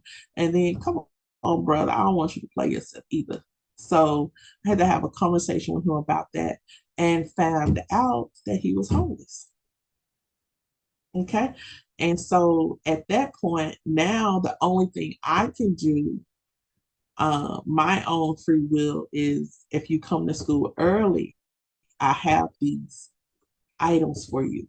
Okay. And you would not be, you guys would not believe this. Our first location had a shower. Our first location included a shower. So I gave him the opportunity to come to school early and shower and provided the soap and all that stuff or whatever. He just had to make sure he got his clothes washed and all that. So it worked. It worked. It worked out for him for about 3 months. And I think he may have gotten incarcerated or something of that nature, but it was a solution. And sometimes we deal with this with your classmates, and we deal with this with new people coming in. You cannot say, you should know how to do that. No, no, no, no. I've also had clients and students to tell me they have clients like, I'm braiding her hair and I can smell her breath. I'm like, how do you do that from behind her head? And so I've had to have students and we have conversations about how do you deal with clients that have poor hygiene. So that is something we talk about all the time. And then we also have a good friend named Deidre, and she has this organization called Hygiene Chick, where she teaches young ladies about their hygiene, puberty, and what to happen if they get their period at school, and how do you select your pads and how do you select your deodorant. So our school will probably be doing volunteer work with a lot of nonprofits, and this year we're going to do more than we did last year, and we're probably going to start with Deidre's organization. And what we did was just, and also Jada, who's another student of ours, they created the event and we donated toiletries and things of that nature. Because if you start early, you can really get some stuff done. So it's not about the clothes mainly, it's what you know, your talent, and your reputation. Okay. Clients rely on beauty professionals to look good and be well groomed. Honestly, y'all, this is our profession. We're supposed to be doing this to look good and be well groomed. All right. And get that myth out of our heads that the best hairdresser is the one that has her hair messed up all the time. Okay, we got to get rid of that. We are in 2024, 2025, where we're in 2025. Okay, and it's going to be an amazing year. We're going to look good and we're going to feel good about it. Okay, having a professional image helps build trust with clients and leads to repeat business. Yes, isn't that something? Just how you look, they can trust you. Okay, they gotta trust you if they give you their money. Okay, just on how you look. So you want to increase your business? Why don't you do something a little different? And you may say, "Well, I only do this." You don't. You don't only do that. You're the best at doing it. You might as well look the part. Okay, and so sometimes you got to put it on. Sometimes you just got to show people. Sometimes you just got to pop out. And I need updated photo shoot. So I don't know when the last time you guys have had your picture stuff, but I need an updated photo shoot. And for me, having professional pictures really helps my image when I start to build. When I start to build marketing materials for different things that I'm promoting. So it's about time for a photo shoot. And if you haven't had professional pics or updated headshots, I would advise you to just go ahead and get you some updated pics, because you can put it on your profiles. You can put it on your, of course, your social media profiles, your websites, build your marketing materials, because that's what we're doing. Okay. And people find trust in who they see, and they are getting that notion just from the way you look. So finding a salon, spa, barbershop whose culture complements your image standards and goals is important for growth. career growth and achievement. So a lot of time you're looking for a place to work, and those places of work necessarily are looking at you, and they can say whether you're a good fit or not. All right. So if you have a lot of bathroom shots, you have a lot of bathroom shots, and the bathroom shots you're showing a lot of your hind parts, I'm probably gonna say working in my salon or in my spa is probably not going to be the best fit. Okay. Um, I'm just the person I want to see more work, not so much that. And so since I attract those kind of clients, they want to see the work as well. And so you will find places where you're attracted and they're attracted to you, and there will be great places to work. I noticed that a friend of mine, he changed his image and uniforms. He has a barbershop in Nashville.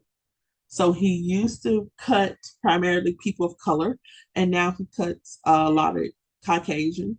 And he has this old school vibe barbershop with like Harley, memorabilia on the wall, and his guys have the clean mustaches with a little turn on it, really slick hair. So he's moving into that early 50s, 60s traditional barbershop, well, 30s and 40s traditional barbershop. And he's getting the clients that come in for that. Those are his clients. So your clients are going to follow you wherever you are. Just be consistent in what you're putting out. It says the most successful professionals stay informed, educated, and up to date, are on the cutting edge to what is new and trending in their industry. Okay. So a couple of things I want to share with you. How many of you guys actually watch Fashion Weeks? Fashion Week. I need that to be on your assignments, on your radars. Fashion Weeks. A lot of the fashion started coming out October, August, October.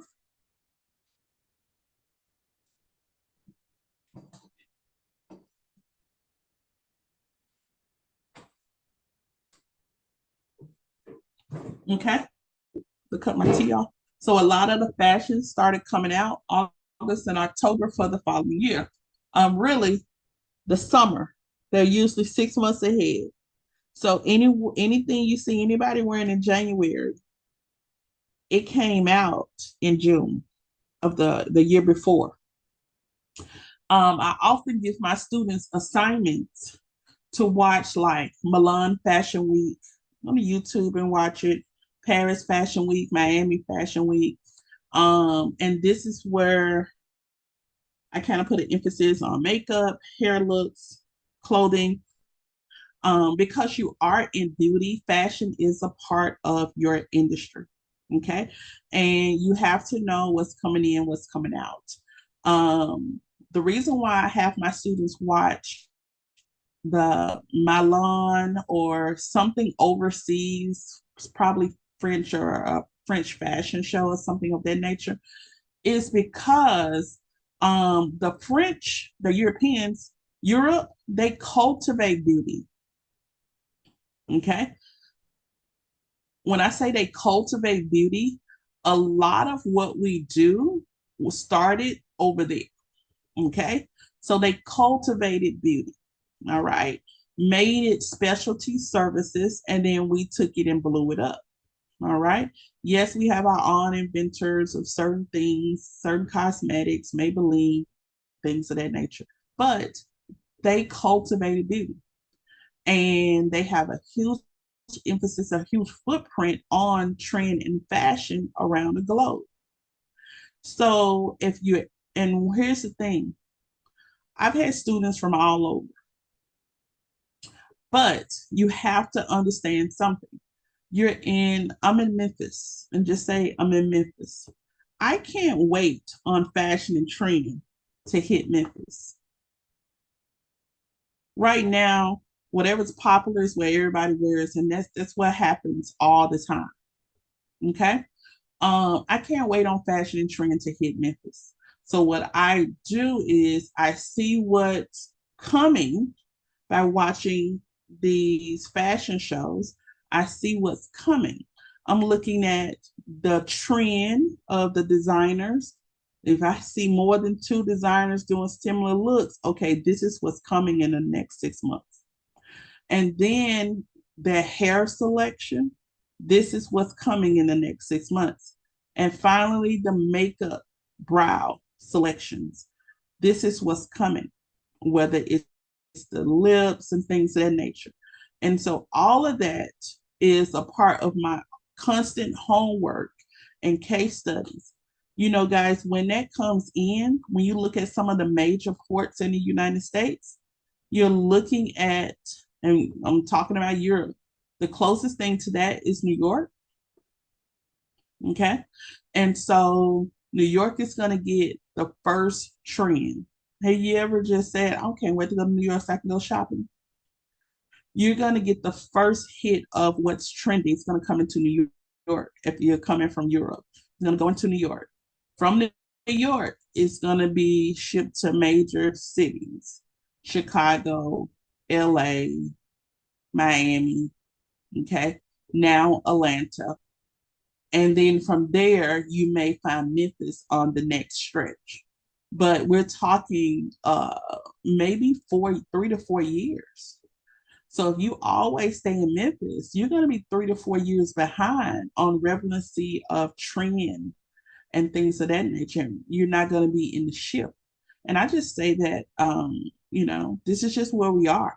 So it's a way for me to always encourage my students to go out, to get outside of what you're used to. That's why you should travel, go to these shows. I don't care if you don't have anybody to go with.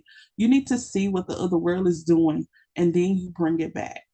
Okay. And you enhance your business however you want to enhance your business, or don't come back. But it's a great opportunity. So if you get a chance, I think I'm gonna put in the group.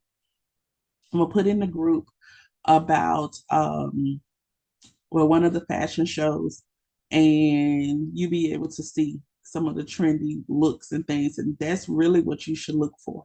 And if you're a boutique person, y'all don't know, but DCI Academy has a travel agency and we have a boutique.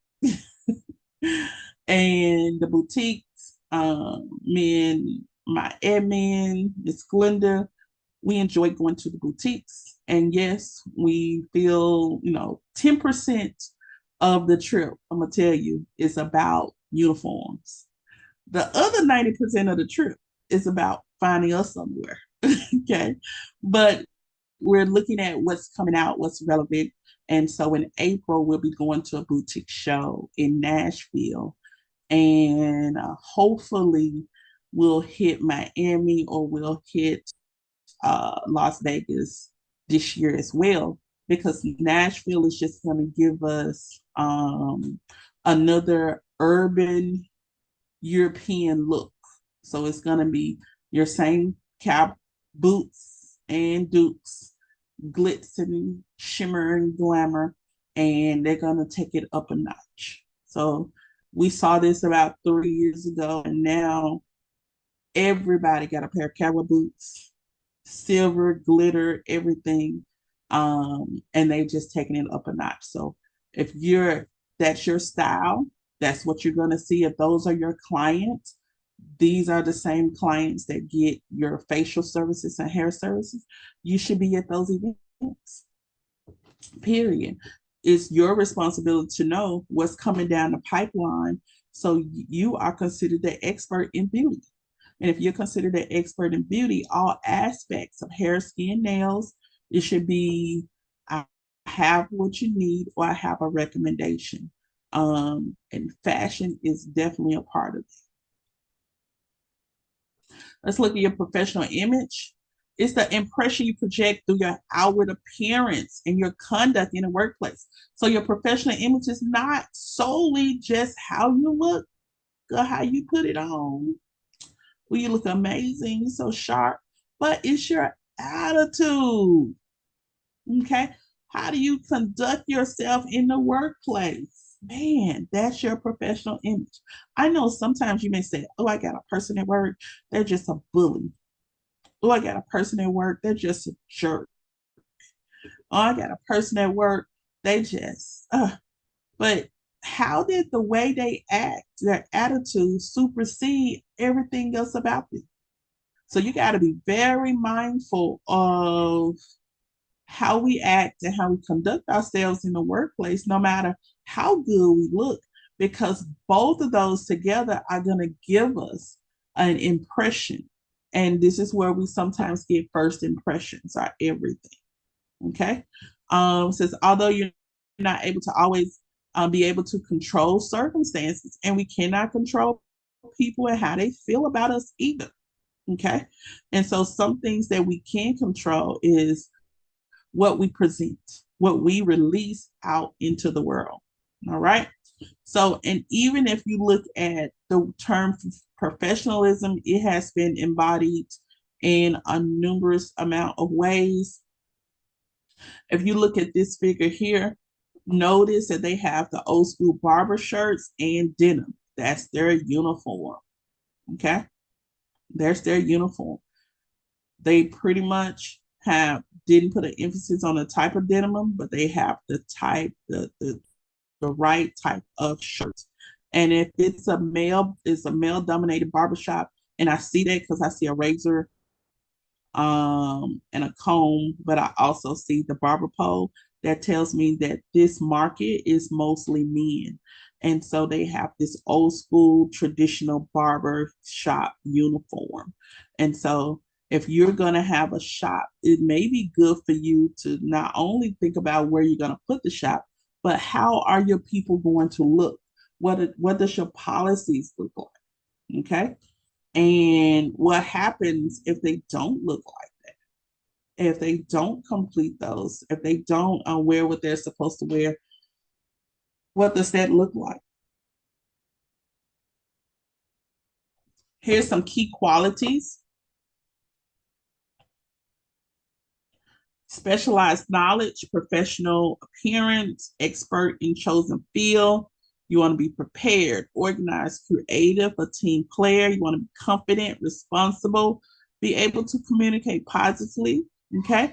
Be held accountable, have integrity, respected, high standards, very ethical, okay? Look for solutions, not the blame. All right, so that's taking accountability. Time management skills and and up-to-date trends, current and up-to-date trends, techniques and products. So your professional image, yes, estheticians, your major focus is going to be your skin. Okay. And so I have a lot of students that take the time while they're in school to learn about their skin. So they're able to teach clients how to get from the point they were at to where they are now. And we've been very successful in students being able to articulate what's going on with their skin and being transparent with clients. Hey, I suffer from that too. This is how I fixed it. Okay. And so those are some things you got to look at.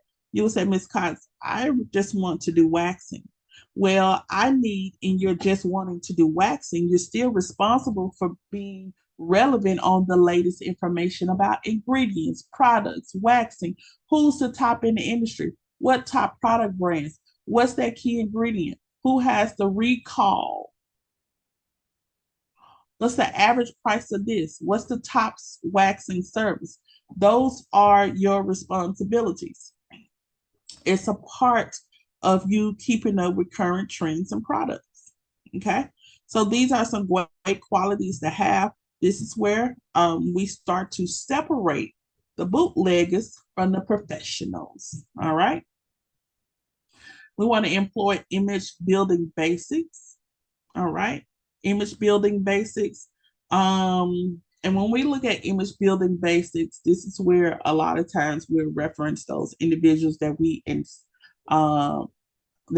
are inspired by fashionably. And this says fashion is natural. It's a creative outlet.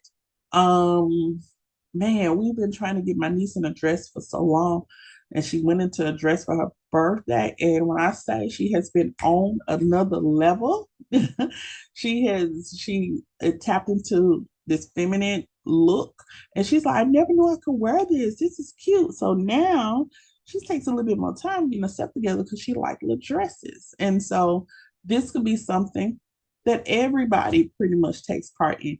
You don't know until you try it. All right. In many cases, professionals are expected to present a professional appearance that is both fashionable and well put together and trendy. Okay. That doesn't mean everything has to be Gucci and Louis and Chanel and things of that nature. I have seen individuals go to the thrift store and look amazing. Okay. And so a part of your image is making sure you're put together well. And putting together well, this is a conversation we all must have.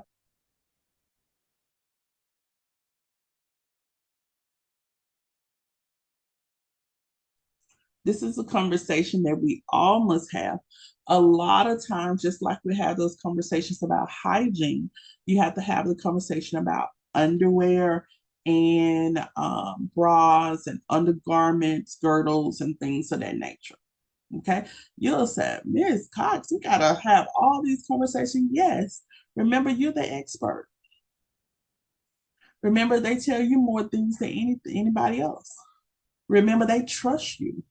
So if no one else is going to tell them, they expect you to tell them. And then when you do tell them, they are okay with that. Okay. So, yes, even in service, we have to talk about support, bra support and things of that nature, because we're leaning over and we're working, and our chest should not be touching our clients' heads or anything of that nature. Okay. So it should not. And so this is sometimes I've had to go. I recently, a friend of mine, Tawana, has a boutique. She's also a fitness coach. Tawana had this like meet and greet and like open house, people coming in buying stuff, and she was showcasing, plus size clothing. And she had another friend of mine, Erica, come over, and Erica was talking about how yes, she's plus size, and how people complimented her on her clothes because she was fashionable, she's trendy. And she came over and talked about how she selects her clothes, but more importantly, how she selects her undergarments. Okay. And when I say more women were tuned in to get some help on selecting undergarments than the clothes. So that showed me that there's a lot of people who just don't know. And when it comes to aesthetics, we have to make sure we're well put together in those places so we can actually be able to educate someone else that comes in and help them. Okay. We are indeed a walking billboard. I usually tell my students, you don't have to have a full glam makeup on every day. Okay. But as far as hygiene, in the morning when you get up, you do wash your face. You do put a little moisturizer in the wintertime, you put a little more, you do put a little sunscreen on.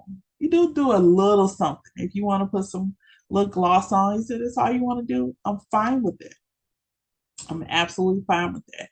There are some people that will do more, and that's totally on them. Okay. But remember, you are a walking billboard. If you say you're a makeup artist, but you never wear makeup, when do you do makeup? Do you do makeup tutorials, videos, and things like that, and then just take it off? Because I would take that. Okay. So remember, you are a walking billboard. And if you had an issue with acne and you say, well, I want to specialize in acne, I'm going to say that is absolutely amazing. And most people are going to say, show me how you fixed it. Show me that you were just like me, and then show me what you did. You're going to start building clients' trust and confidence, and they're going to word of mouth start telling everybody, come to this lady. She healed herself. She helped her own self. She can help you too. Okay. So just remember, you're a hairdresser, Not asking you to put it on and to have these full glamorous curls, but it should be neat and decent and in order. And I'm saying that because it's the beginning of the course, and you guys, we want to bring the respect back to the beauty industry. Okay, so you're highly respected in your community, but at the same time, with aesthetics being on a top tier cream of the crop of all beauty, we have to make sure we're always in check 100%. So that means our hygiene, our uniforms are neat, where nothing is dirty, and we're presenting a great presentation image wise to the client. All right. And we already know the better you look, sometimes the more money you can make, or the more that a person trusts you. And it wouldn't take long to build clientele from that point. Caution is that salon spas and barbershops often have a no fragrance policy for staff members because a significant number of people are sensitive or allergic to a variety of chemicals, including perfume oils. So put in the chat a 1 if you are a perfume person, a 2 if you don't have to have it. 1, you're a perfume person. 2, you don't have to have it.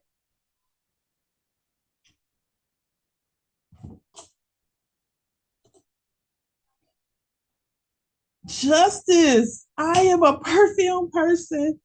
Ashley says she don't have to have it. Raquel, you don't have to have it. Oh my. Justice, I'm gonna put 2 on before I walk out of here today. I'm headed to the hospital when I leave here. Number 1, I'm gonna put a cream on, and number 2, Kanisha, yes, gotta have it. I'm gonna put a perfume on, just a layer. But what I do, I'm not gonna use a lot because I can use a lot. I can use a lot. I'm not a Victoria's Secret person though. I fell out one time at a Victoria's Secrets because of all the smells and scents and stuff. And I just grew up just not liking scents and at all. And got in a relate. I guess because I used to get headaches a lot. Still don't know why it's that. Any of my relationships early on, my early 20s, he did not like a lot of scents and stuff. So I never really wore it. But y'all, I don't know what happened when 40 hit. 40 hit, I said, I'm going for everything I gave up, I lost. And I fell in love with fragrance again. And when I tell you, I'm never putting it down. So I love perfumes and fragrance. It makes me feel good. It's a part of my hygiene. I feel like I'm naked if I don't have any smell good on.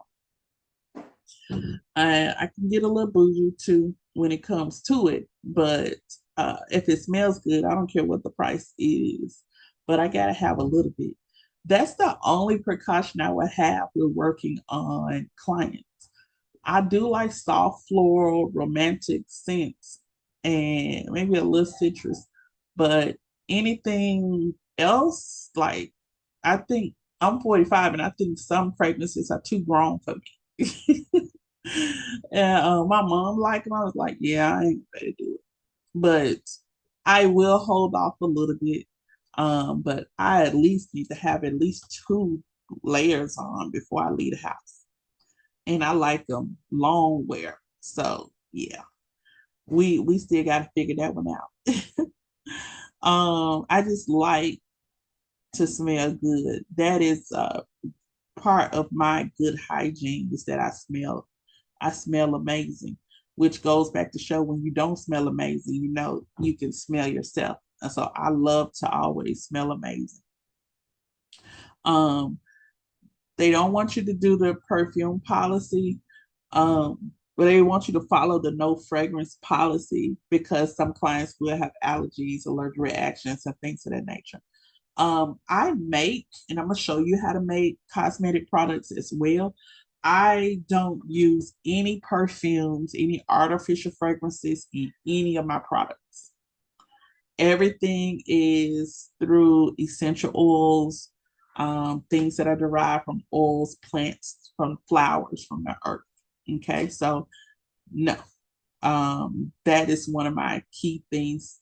And so even oils like burning oils, if it's too musky to me, I don't I don't do it. I like something soft, and my clients can come in and they can relax with something soft. I don't need something super, when I say musty, like rough, woodsy smells. I just can't do too much of that. Okay. So that's one of our building blocks. We want to look good. We are a billboard. And if you say this is what you do, you specialize in skin, that skin needs to be amazing, specialize in hair needs to look great. And then if you specialize, especially if you specialize in brows, I want your brows to be on point all the time. Okay. And then being careful about the fragrances that you wear. We're going to talk personal grooming, then we're going to close until Wednesday. Okay. So when we defined as personal grooming, the process of caring for parts of the body and maintaining an overall polished look. Overall polished look. That means from the head to the toe, there's an overall polished look. Okay. And so we got to make sure if the top is doing well, the bottom is too. This is also in the first time you get your uniform, try the uniform on. Let me know if this is too tight, this is too loose, what we're going to do, because that's a part of your polished look. Okay. Your shoes, that's a part of your polished look. Your hair, skin, and nails, all of that is a part of your polished look. When it comes to estheticians, there's no law or rule that says how long your nails should be. But remember that you have to touch the client's face. So we don't want to have any scratching. We don't want your nails too far that is digging up somebody's nose as you're trying to work. And then you got the nails going around somebody's mouth. So you want to make sure the nails are at a good length for you to still work. All right. And so the nails hold germs and bacteria as well. So you want to make sure that even if you have artificial nails, you're keeping it clean. You're keeping it clean. I remember being in school and a young lady was talking with her hands, and we were like, "What is going on?" Every time you move your hands, we can. And yeah, she changed her baby's pamper that morning and then properly cleaned everything out of her hands. So you gotta make sure if you're gonna wear the nails that the nails are clean at all times.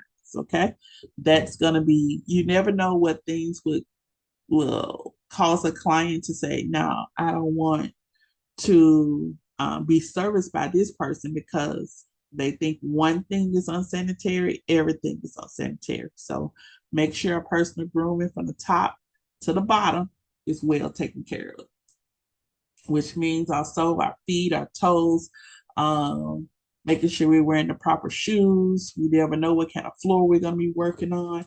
We take care of our ankles and things of that nature. Because if our feet and hands are dependent on us to make money, we got to make sure that we take care of those appendages. And then, of course, we dress for success. Okay.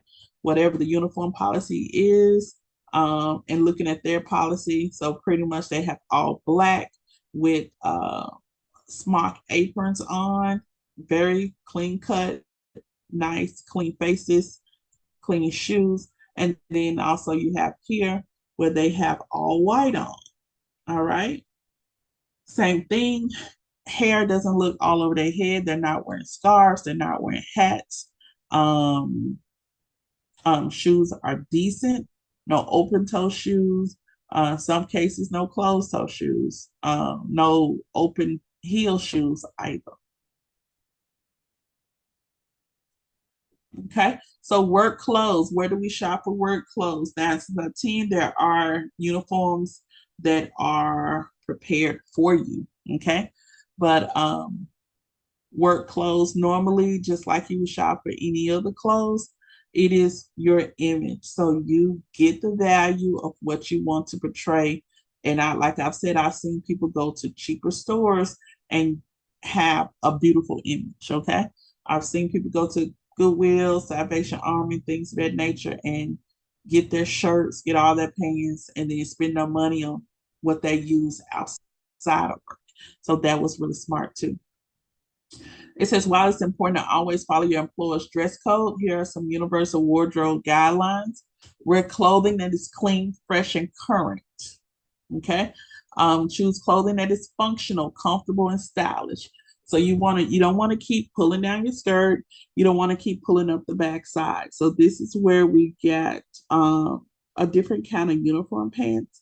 And at the one time we had a lot of hippie students, so we had to find a pant that when they squatted down to do anything or sat down, that pants did not shrink. All right. And so even at that point, having something that was snug around the waist, even the drawstring, was a major benefit and a win for our female students. Okay. Accessorize your outfit. So of course, got a little jewelry, got a little earring, things of that nature. Accessorize. Wristwatches, a good idea to help the schedule should be waterproof. All right. So you make sure your watches are waterproof. Cell phones, all that stuff should be off, should no distractions. You don't want to have, as a tissue, you don't want to have a whole lot of bracelets on either. You're trying to work and those bracelets are clanking together. The client is never moving into that relaxed state. Okay. Wear shoes that are supportive, polished, and in good repair. So you don't need any torn, slipping, pulling out the back. I piece something together, things of that nature. So you got to make sure your shoes are good because they're protecting your feet. All right. It says avoid accessories that can disturb the client. So yeah, the dangling bracelets will be that. When it comes to hair maintenance, you definitely want to complement your professional wardrobe. And remember, having great grooming, what I want to say, manners, it really pays off. Okay, so even teaching people young, teaching the kids young comes over to the profession. It ain't a whole lot that they have to do, man. A little adjusting for coming up, but that's it. Okay, and our male, it says facial grooming for male beauty professionals is almost and utmost importance. So even if they are having a big beard, it should be tamed, it should be detangled, it should be manageable, okay? Because that's a selling point as well, okay? And facial hair is popular, so you want to make sure that you don't leave any money on the table. So you're going to do yourself really well so you can sell that same service to someone else. And definitely for our male barbers or our male estheticians, make time for upkeep of your facial hair. If that's what you want to do, no one's telling you to cut it off, but it needs to look amazing. Okay. And I don't know about you, I love a man with a beard. And I love a nice looking man with a beard that really grooms, okay, grooms themselves. That's more attractive than the look itself. Skincare and makeup, making sure that everybody has a routine. You guys are going to be estheticians, future beauty professionals, and even as that, you're talking about spa owners, whatever you guys want to be. Just make sure you have a routine. For me, I'm dealing with two issues right now. One, very, very dry. So I have had to, and this is something that you guys will learn, TEWL, that's transepidermal water loss. When the winter months come, I deal with TEWL, that's very dry skin. So transepidermal water loss. That means I lose a lot of my hydration in the top layer of my skin. You may know a lot of people like that. It may be you, TEWL. You lose a lot of water in the top layer of skin. So your skin is not hydrated as much in the winter as it is in the summer. So what I have to do is not only when I wash my face, I put a serum on and it doesn't feel like I put anything on. So I'm gonna have to go back with a moisturizer and add the serum to the moisturizer to give me a nice, just a nice concoction. And then I put that on my face. What happens the moisturizer and the serum lock together to give me a barrier. So my skin will feel moisturized longer. Okay. Um, and I may have to repeat that 2-3 times a day. And I know that. On top of that, I use a sea moss and honey beauty bar that I create, or a Mickey and honey beauty bar that I create. I try to use my own stuff. All right. And I also would do like a microdermabrasion. And the microdermabrasion really helps with the old dead skin cells, especially in, clears out the pores, all that good stuff. And so that's my routine, which is probably going to be some of you guys' routine as well. Just picking up some things that can be very beneficial to you. Okay. So taking care of your skin is top priority. Your skin gives everything going on about your health, everything. So I do, right now we are on Zoom, but most of the time weekly, the students will have one day that they get to work on each other. And when you guys work on each other, you are taking care of and looking at the issues that's going on with this person's skin, this person's back, this person's arm or leg or whatever. And so that's your opportunity before you even get started working on anybody else. You take a moment of self-care and then get you some teachers or someone, if you have an issue with the skin, to just kind of help you find out what's going on so you can get it together. When it comes to nail care, okay, like I said, you don't want to have super, super long nails, but you want them clean. So if you're going to wear acrylics, we got to make sure all is well. Okay, all is well. So that is going to close out our lesson for today. I want everybody to continue to go into chapter 2, read chapter 2. Okay. Kanisha, this is what I want to share with you. Chapter 2 is your chapter for this week. What you would do is, as you read the chapter, and like we haven't come up on a check-in question, but I'm going to go here and see there's a check-in question. Okay. As you guys read the chapter, look for the check-in questions at the bottom, okay, of a section. And then those check-in questions should be emailed or put on a sheet of paper with question and answer. Send it over to DCI Cosmo. We'll talk more about that on Wednesday, but that's always going to be your homework, is completing your check-in questions for each chapter. If you guys want to get to reading and get started, amazing. But what we need to do is, I want you to find your inspiration, your fashion or hair or skin inspiration. Someone you follow that you like. I like how they put themselves together. Remember, this chapter is professional image. And then you guys need to map out what you're going to wear in your pictures or your videos, because you are going to wear a networking event that possibly you could get a job when you walk out. How would you dress? What do you have now that you will put on? And look, it is bonus, okay? Don't go out and buy anything. We'll take care of all that. I just want you to go to that closet and say, okay, what I'm going to put on? I'm going to an industry networking event, and I possibly can get the job when I leave. What do you wear? All right. Tonight, I will be on with Night Aesthetics. If you're not doing nothing, okay, you want to hear a little bit more there, I am going to be on, I'm talking about advanced topics and treatments with them, acid pills, pH scales, stuff like that. I mean, I'm in the deep of it, okay? So I'm just inviting you, if you guys want to just drop in and say, hey, come on, drop in and say, hey. And I'm going to give them the same assignment, all right?